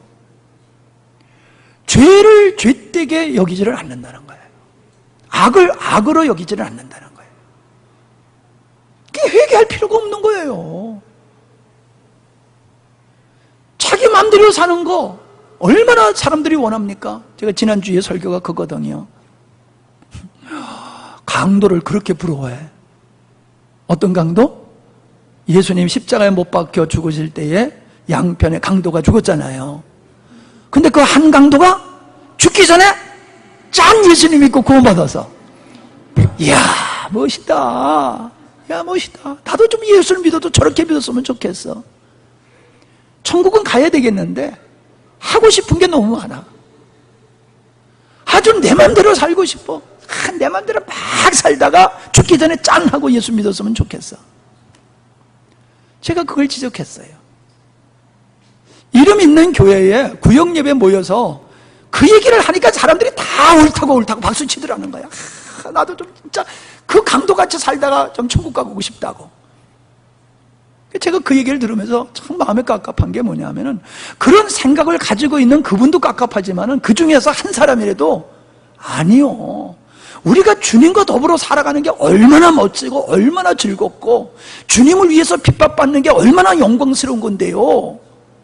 그 사람은 주님을 사랑하며 살 수 있는 기회가 없었던 사람이에요. 천국은 갔을지 모르지만 불 가운데서 구원받는 것 같이 그렇게 부끄럽게 구원받은 사람이에요. 근데 우리는 어때요? 이 땅에서 주를 위해서 핍박받을 수 있고, 이 땅에서 주를 사랑하며 살 수 있고, 하나님의 영광을 누리며 살 수 있는 게 이게 얼마나 행복인데요. 아멘? 그런 사람이 하나도 없더라는 거예요. 그게 더 깝깝하더라는 거예요. 사람들은요, 예수 믿고 천국 가는 건 좋아하면서도요, 지 맘대로 사는 걸 그렇게 부러워해요. 지 맘대로 사는 걸, 자기가 원하는 대로 살아가는 걸. 그게 내 맘대로 살고 내 맘대로 내 뜻대로 나를 위해서 살다가 천국 가고 싶어요. 그럴 길은 없어요. 그런 길은 없어요. 구원받은 하나님의 백성은 자기를 내던지고 주님이 자아가 되어지고 주님의 목적된 삶을 사는 사람이지, 예수님을 믿는다고 하면서 여전히 예수님과 원수된 자기가 왕된 삶을 살아가는 건 있을 수가 없어요. 제가 행위를 강조하는 사람은 절대로 아닙니다. 제가 말했잖아요. 봄이 오는데 꽃이 피는 거 막을 길이 있느냐? 있을 수 없어요. 나중에 이제 더 설명을 하도록 그렇게 하겠습니다. 그래서 마귀는요, 끊임없이 죄를 아름답게 해서 그걸 이기지 못하도록 하는 겁니다. 그 3번은 삭제하셔도 될 것 같아요. 반복이 되는 거니까 3번을 삭제하시고 35페이지에 가서 하나님은 인간의 죄인임을 알게 하신다 하셨습니다. 하나님께서 율법을 우리에게 주심은 율법을 율법이라는 거울, 율법이라는 도구를 통해서 우리가 죄인임을 알게 하신 것이지요. 여러분, 율법은 우리가 지킬 수 있기 때문에 주신 게 아니라 지킬 수 없는 자임을 알게 하기 위해서 주신 거지요. 하나님의 말씀은 하나님의 수준으로 주신 것이에요. 그렇기 때문에 하나님의 영으로 말미암아 우리는 하나님의 말씀을 지킬 수 있는 것이지, 우리 스스로의 열심과 우리 스스로의 의지와 노력으로 하나님의 말씀을 지킬 수 있는 것은 하나도 없습니다. 여러분, 율법을 어찌 보면은요, 지킬 수 있는 거예요. 그거는 모세를 통해서 준 율법은 그건 지킬 수 있는 거예요. 왜? 그건 마음을 타치하는 게 아니거든요. 속을 타치하는 게 아니거든요. 그러니까 바울이 율법으로는 내가 의로운 자다, 흠이 없는 자다라고 말할 정도로 그렇게 얘기를 했잖아요. 그러나 주님께서는 미워하는 자마다, 살인한 자라고 했을 때에 그 법을 지킬 수 있는 사람이 어디 있습니까? 그러니까 주님의 말씀은 지킬 수 있는 게 아니에요. 하나님의 수준이 아니면 지킬 수 없는 거예요. 그걸 우리에게 주심은 우리가 그런 존재임을 알게 하시고, 그러기 때문에 주님께로 가게 하는 거지요. 그게 몽학 선생의 역할이지요. 여러분이 죄를 질 수 없다라고 해서 위축되고 뒤로 퇴보하면 안 돼요. 도리어 그것 때문에 우리는 주님의 필요성을 알고 주님을 발견하고 주님께로 가는 자가 되어야지 되는 것이다 하는 거지요. 37페이지로 와서요, 신약에서는 성령을 주셔서 우리가 죄가 무엇인지를 알게 하고 의가 뭔지를 알게 하고 심판이 무엇인지를 알게 하시는 역사를 하신 것이지요. 우리가 현미경으로 뭘 보듯이 빛이 들어오면은 먼지가 보여지듯이 성령의 조명이 있게 되면은 죄가 보이지요. 그러니까 여러분, 예수 믿기 전에는 죄를 지면서도 전혀 죄의식이 없어요. 근데 성령이 그에게 임하면 어때요? 콧물 눈물 흘리면서 내가 잡년이네, 내가 죽은 놈이네, 뭐 그러면서 회개하잖아요. 여러분, 잡년들 한번 돼보셨습니까? 잡놈들이 돼보셨습니까? 우리는 그걸 반드시 경험해야 돼요. 난 진짜 죽일 놈이로구나. 나는 진짜 죽일 놈이로구나. 나는 정말 악한 자로구나. 하나님 앞에서 나는 하나님의 긍휼과 은혜가 아니면 나는 마땅히 지옥에 갈 자로구나. 이 고백이 있어야 돼요. 그 고백은 의지로 되는 게 아니에요. 성령이 임하시면은 보이는 거예요. 나는 그렇게 못 봤어요. 어떤 사람은 뭐 그냥 쫙 자기가 인생 살아온 게 쫙 보였다고 그러는데, 저는 그 인생을 살아오면서 지은 죄보담도 우선되어지는 게 뭐냐? 우선되어지는 게 뭐냐? 내가 죄인이로구나. 하나님을 대적하고 내가 하나님의 왕된 자리에 살아오고 내가 법을 규정하는 그런 존재로 살아온 것이로구나. 이 죄에 대해서 우리는 철저하게 회개를 해야지 돼요. 예, 이게 자랑이면 자랑일지 모르지만요, 저는요 이거를 초등학교 때 경험했어요. 초등학교 때 내가 그렇게 죽을 죄인이라고 하는 것을 깨달았어요. 아니, 초등학교 애가 죄를 져봤자 무슨 죄를 그렇게 졌겠어요? 저 범생으로 살았어요. 남한테 싫은 소리에 뺨 안 얻어맞고 나 자랐거든요. 그런 내가 무슨 죄를 그렇게 졌겠어요? 그런데요, 주님께서 그냥 내가 죄인이다라고 하는 것을 깨닫게 하시니까요, 눈물 콧물이 나오면서 회개가 되더라는 거예요. 여러분, 제가 여러분을 죄인으로 아무리 만들어 가려고 해도 안 돼요. 성령께서 여러분의 마음에 빛을 빡 비춰주시면요, 와, 하나님을 떠나서 내가 왕된 삶을 살아가는 이 죄가 내가 살아오면서 못된 짓 한 거하고 다 비교해봐도 이건 게임이 안 되는 거다. 내가 살아오면서 악한 짓을 한 건 이건 죄에도 끼지도 못하는 거다. 진짜 나의 죄는 하나님을 부정하고 내가 하나님 된 자리에서 살아온 것이고, 나를 목적으로 나를 살아가면 나의 완성과 나의 높아짐을 위해서 살아온 것, 나의 행복을 위해서 살아온 것이, 이게 무시무시한 죄로구나. 그게 돼야 됩니다. 그게 되어지면요, 자기를 십자가로 넘겨버리는 게 어렵지 않아요. 어렵지 않아요. 당연하다고 믿어요. 맞지요. 그러니까 주님이 나의 옛사람을 위해서 십자가에 못 죽으셨죠. 그러니까 나를 십자가에 던져버리고 내가 나를 부정하는 건 맞지요. 이러한 놈을 위해서 또 살아요? 그렇게 또 살아요? 그것 때문에 예수님이 십자가를 주셨는데 내가 또 그렇게 살아요? 이게 쉬운 거예요. 근데 많은 분들이 자기를 십자가로 넘겨버리는 걸 그렇게 힘들어 하는데, 사실 그 사람도 나였었거든요. 이렇게 안 넘어가더라고요, 이게. 어떤 분이 약을 먹으면 물만 넘어가고 약은 안 넘어가. 물만 마셔, 약은 안 넘어가고 계속 있어. 나를 십자가로 넘기려고 하는데 안 넘어가, 이놈의 내가. 다른 건 다 되는데 이게 안 돼. 근데요, 내 꼬라지를 알게 되니까는, 나를 위해서 산다는 게 얼마나 어리석고 얼마나 손해가 되는지를 알아요.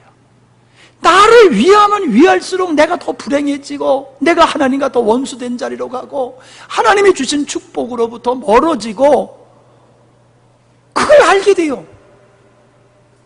그러니까 나를 십자가로 넘기는 게요, 쉬워요. 약에 꿀떡꿀떡 넘어가. 침만 생겨도 그냥 침만 발라도 약에 꿀떡 넘어가. 여러분, 자기 부인에 대한 말씀을 나중에 또 하겠습니다마는, 자기 부인을 하지 아니하고는 세상을 이길 수 없어요.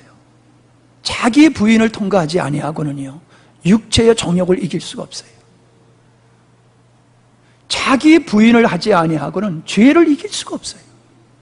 자기를 부셔버리면요, 죄의 집을 부셔버리면은 죄가 거기서 탄생이 안 돼요. 나의 옛사람이 그대로 살아있기 때문에 우리는 계속해서 죄를 생산해낼 수밖에 없는 거예요. 다음에 할 테니까 그냥 넘어갑시다. 갈 길은 먼데 시간은 없고. 자, 그래서 성령을 보내주셔서 우리가 죄라고 하는 것을 알게 하셨다. 모세의 고발을 통해서 보면요, 모세가 여러 가지 권면을 하지요. 염려와 경고를 합니다. 그러면서 하는 얘기가 뭐예요? 야, 신명기 31장 27절에 내가 살아있어도 너희들이 이렇게 패역하고 목이 곧어서 그렇게 하나님께 순종 안 하고 뺀질뺀질한데 내가 죽어봐라. 너네들이 어떻게 되겠느냐? 뻔하다는 거예요. 내가 살아있는데도 이러니 내가 죽어봐라. 말할 것도 없지. 그러면서 하는 얘기가 뭐예요? 야, 너들 배부르고 등 따서 봐라. 하나님 안 버리나. 배부르고 등 따서 봐라. 하나님 안 버리나. 너희들 가나안 땅에 들어가서 너희가 심지 않은 포도원에서 포도를 거두고 너희들이 짓지 않는 그 집에서 살고 배부르고 등 따스면 너네들 하나님을 버리게 돼. 그게 모세의 염려와 경고예요. 근데 보세요, 그랬잖아요. 우리는요, 우리 기도대로 되면 큰일 납니다. 하나님의 응답 안 해주시는 게 얼마나 감사한지 모르세요. 그죠? 여러분이 원하는 대로 돼보세요. 여러분이 기도하는 새벽마다 가서 기도한 대로 돼보세요. 아주 경건하게 잘 살 것 같지요? 천만의 말씀이요. 사람 잡아요. 예? 사람 잡아도 한두 사람 잡는 게 아니야. 수를 셀 수 없이 사람을 때려잡을 거예요. 예. 우리는 근본적인 죄의 성향이 있기 때문에 우리가 구하는 것이 거룩함을 구하는 게 아니라 나의 탐욕과 나의 소원을 위해서 기도하기 때문에 우리 뜻대로 안 되는 게 하나님의 은혜지요. 예. 자, 그러면서 그 다음에가 뭐냐면은 사사시지요. 38페이지 보면은 사사시대에 대한 얘기를 합니다. 400년 동안 사사들을 붙드시고 하나님께서 그 백성들을 통치하시지 않았습니까? 근데 우리가 아는 대로 동일해요. 배부르고 등 따스면 어때요? 하나님 떠나요. 하나님 떠나면 하나님이 개입하시지요? 그럼 아이고 죽겠습니다 하면서 살려달라고 싹싹 빌지요. 그러면 선지자들을 딱 세워가지고 원수들을 딱 추방해내고 참 배부르고 등 따스게 해주죠. 그러면 또 어때요? 또 하나님 배신해요. 그러면 또 하나님 쫙 개입해요. 그러면 아이고 죽겠습니다. 그게 400년 동안에 몇 세대가 지나갔는지 모르지만은 그 할아버지가 한 짓을 그 아들이 하고 그 아들이 한 짓을 그 아들이 하고 그 아들이 한 짓을 손자가 하고 대대로 내려가면서 동일하게 하더라는 거예요. 동일하게. 그게 뭐예요? 인간의 죄성을 얘기하고 있는 거예요. 인간은 배부르고 등 따스우면 하나님 떠난다. 그게 공식이에요. 왜? 그 안에 죄성이 있기 때문에. 어떤 죄성? 자기가 하나님 되고자 하는, 자기 만족을 추구하는 이 죄성이 있기 때문에 인간은 그렇게 떠날 수밖에 없더라라고 하는 거지요.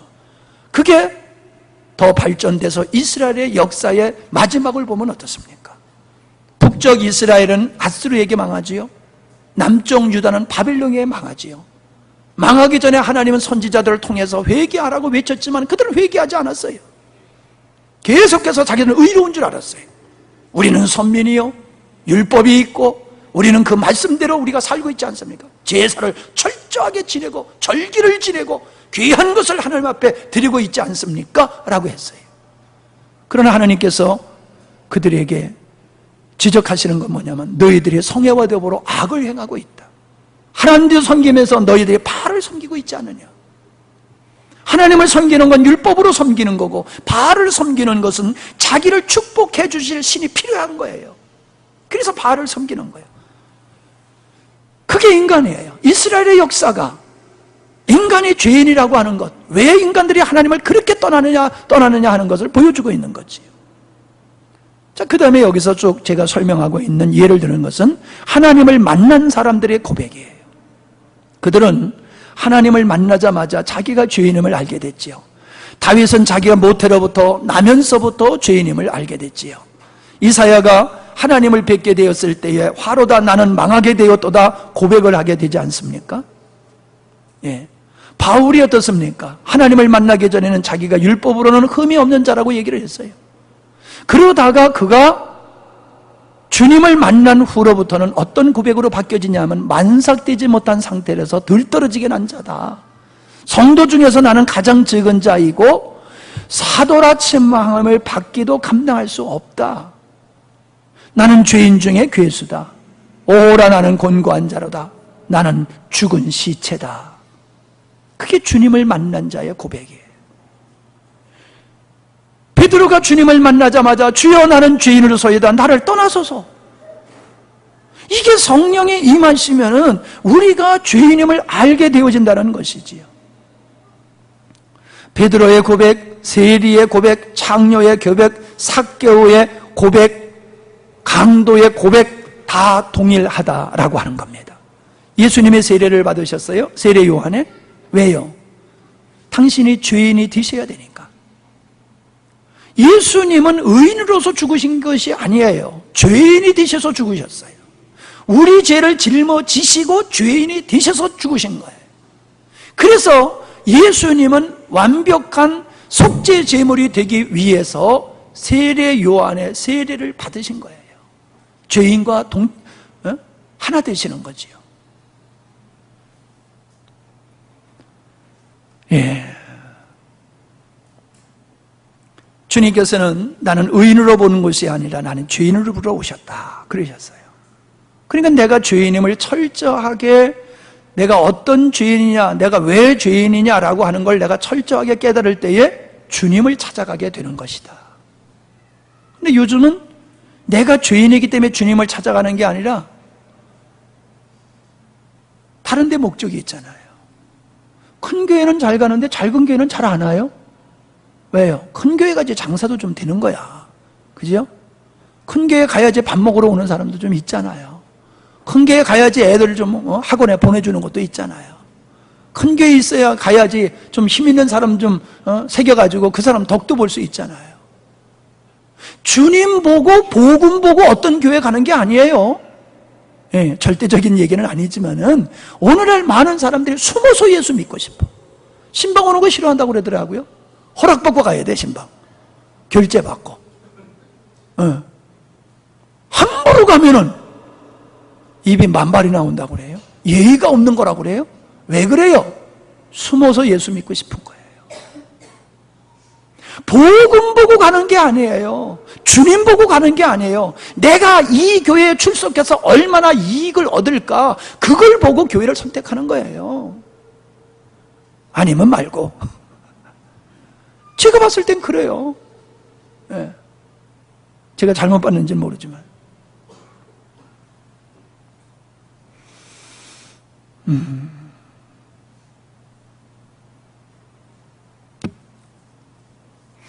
바울은 회개와 그리스도에 대한 믿음을 증거하고 있다 하는 것이고,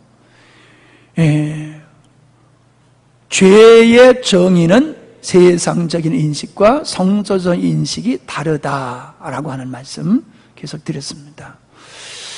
자, 다 죄 아래 있다라고 하는 말씀, 의인은 없다라고 하는 말씀. 일반적이고 상대적인 관점에서 보면 이 세상에 의인도 있고 성인도 있어요.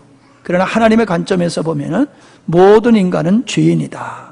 그래서 일반적으로 죄란 도덕적이고 윤리적이고 관습과 전통을 어기고 타인에게 악행을 한 것을 죄라고 얘기했지만은 하나님의 관점에서는 하나님을 떠난 생활, 그래서 어떤 행위도 그거는 죄다. 범죄한 돈을 가지고 선한 일을 한다라고 하면 인정받을 수 없지요. 내가 아무리 도덕과 윤리적으로 깨끗하게 산다 할지라도 하나님을 하나님으로 인정하지 아니하고 산다라고 하면은 그의 선행은 아무런 의미가 없는 것이다 라고 하는 것이고요. 세 번째로 인간이 죄인으로 부정한 자임을 성경이 말씀하고 있는데 창세기 1장 2절에 보면은 땅이 혼돈하고 공허하며 흑암이 깊음에 있다라고 하는 이것은 하나님께서 창조하실 때에 그 땅의 상태가 이렇다라고 하는 것인데, 이런 혼돈과 공허 속에 흑암 가운데 있었을 때에 빛이라 있으라 하심으로 질서가 생겼고 생명이 탄생하였고, 거기 궁창이 있어서 물과 하늘과 땅을 가르고, 그렇게 하셨잖아요. 바다와 무틀 나누셨잖아요. 보세요. 이 창조의 사건은요, 재창조의 사건을 그대로 보여주고 있는 거예요. 하나님이 없는 사람은요, 그 마음이 공허하고 혼돈해요. 흑암이 그를 지배하고 있어요. 거기에 예수 그리스도의 생명이 들어가니까 빛이 있으라, 하나님의 말씀이 임했을 때에 그 혼돈하고 공허한 상태, 무질서 속에 있었던 곳에 생명이 들어가서 질서가 생겼듯이, 하나님이 없는 사람은 공허하고 혼돈하지만은 거기에 예수 그리스도의 생명이 들어가면 질서가 생기는 거예요. 질서가 생겨요. 생명이 태동하는 거죠. 그리고 하늘과 땅이 나눠져요. 바다와 육지가 나눠져요. 육의 사람과 영의 사람이 나눠지고 생명과 사망이 나눠지는 거예요. 하나님이 있는 사람은 생명의 사람으로, 하나님이 없는 사람은 육의 사람으로, 땅에 속한 사람으로 구별이 돼버리는 거예요. 그래서 이 혼돈, 이 창조의 사건을 통해서 주님은 재창조의 것을 우리에게 미리 모형으로 보여주실 뿐만 아니라, 인간은 이처럼 다시금 태어나지 아니하면 안 되는 존재야 라고 하는 것을 천지만물을 창조하실 때 두 번째 구절에, 어떻게 보면 첫째 구절이지요. 그 땅의 모습이 바로 인생들의 타락한 모습을 우리에게 보여주고 있다라고 하는 거지요. 아브라함이 믿음이 좋다고 하지만은 사실은 아브라함의 믿음이 좋은 게 아니지요. 그는 웃었어요. 사라와 함께 웃었어요. 왜 웃었어요? 이제 경수가 끝나서 더 이상 아이를 낳을 수 없는 고목과 같은, 이렇게 얘기해 봅시다. 자궁을 드러냈어. 빈궁마마가 됐어.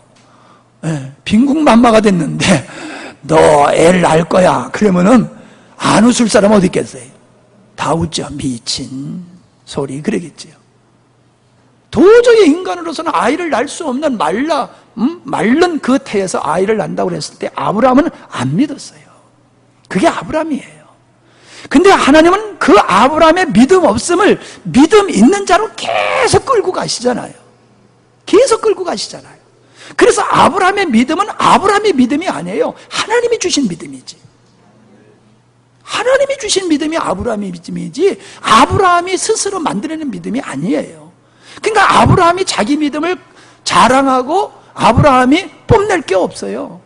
하나님이 주신 믿음인데 이삭을 바쳤어요? 그 믿음이 대단하지요. 그러니까 아브라함이 위대한 게 아니에요. 아브라함이 이삭을 바쳤다, 이야 대단하네, 그런 믿음, 와, 아니에요. 하나님이 아브라함에게 이삭을 바칠 수 있는 믿음을 주셨기 때문에 바친 거예요. 아멘? 우리의 믿음은 우리가 생산하는 믿음이 아니에요. 하나님이 주신 믿음이에요. 그래서 세상에 할 수 없는 일을 하게 되는 거예요. 그걸 어떻게 해요? 얼마나 참으라고, 더 참으라고, 어떻게 해요? 못해요. 하나님 믿음 주시면 돼요. 죽어라, 못 죽어요. 안 죽어? 그래, 죽나 안 죽나 해보자. 네가 이기나 내가 이기나. 그냥 끌고 40년 동안 그냥 뺑뺑이 도는 거야. 광야에서 그냥 40년. 너 죽든지 살든지 너 선택해. 너 끝까지 고집 부르면 너 거기서 죽는 거야. 여호수아와 갈렙만이 들어갔잖아요. 죽었어. 하나님이 주신 믿음이 여호수아와 갈렙에게는 있었어요. 그러니까 들어갔어. 여러분, 그런 믿음을 주님께 사모해야 돼요. 문제가 아니야. 우리에게 하나님이 아브라함에게 주신 믿음을 우리에게 주셔서 아들 바쳐라. 그래도 바칠 만한 믿음의 사람으로 우리를 만들어가기 위해서 훈련하시는데 괴롭습니다, 피곤합니다, 힘듭니다, 내버려 좀 두세요. 믿어줄 테니까 헌금도 해주고, 선교하라면 하고, 나팔 불라면 나팔도 불 테니까 좀 내버려 두세요. 간섭하지 말고. 이게 우리의 믿음이라니까요. 그러니까 하나님이 뺑뺑이 돌리는 거야. 아니야, 내가 원하는 건 그게 아니야.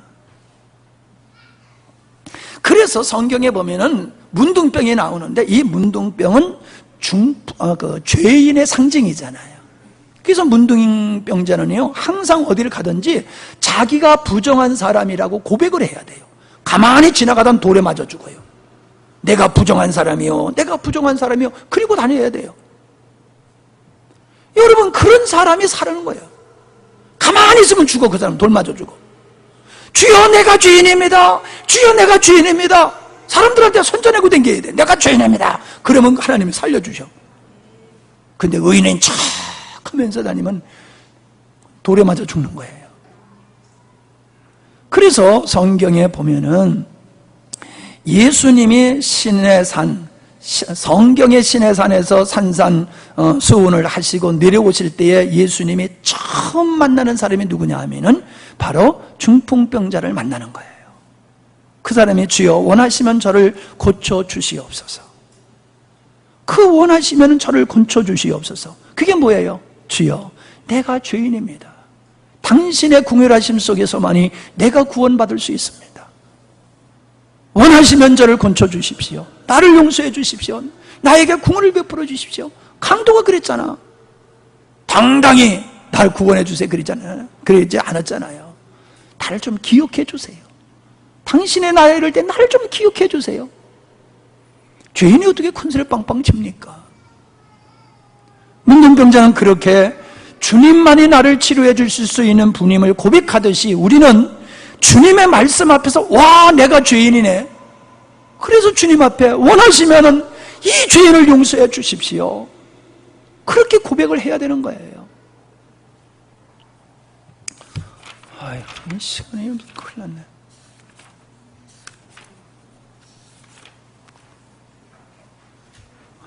그만했으면 참 좋겠지요.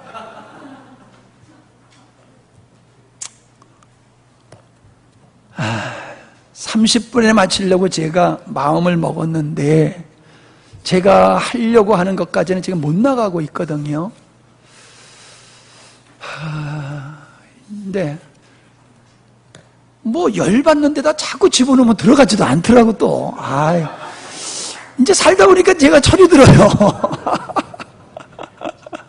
들어가지도 않는데 자꾸 보호받았자 뭔 소용이 있어요.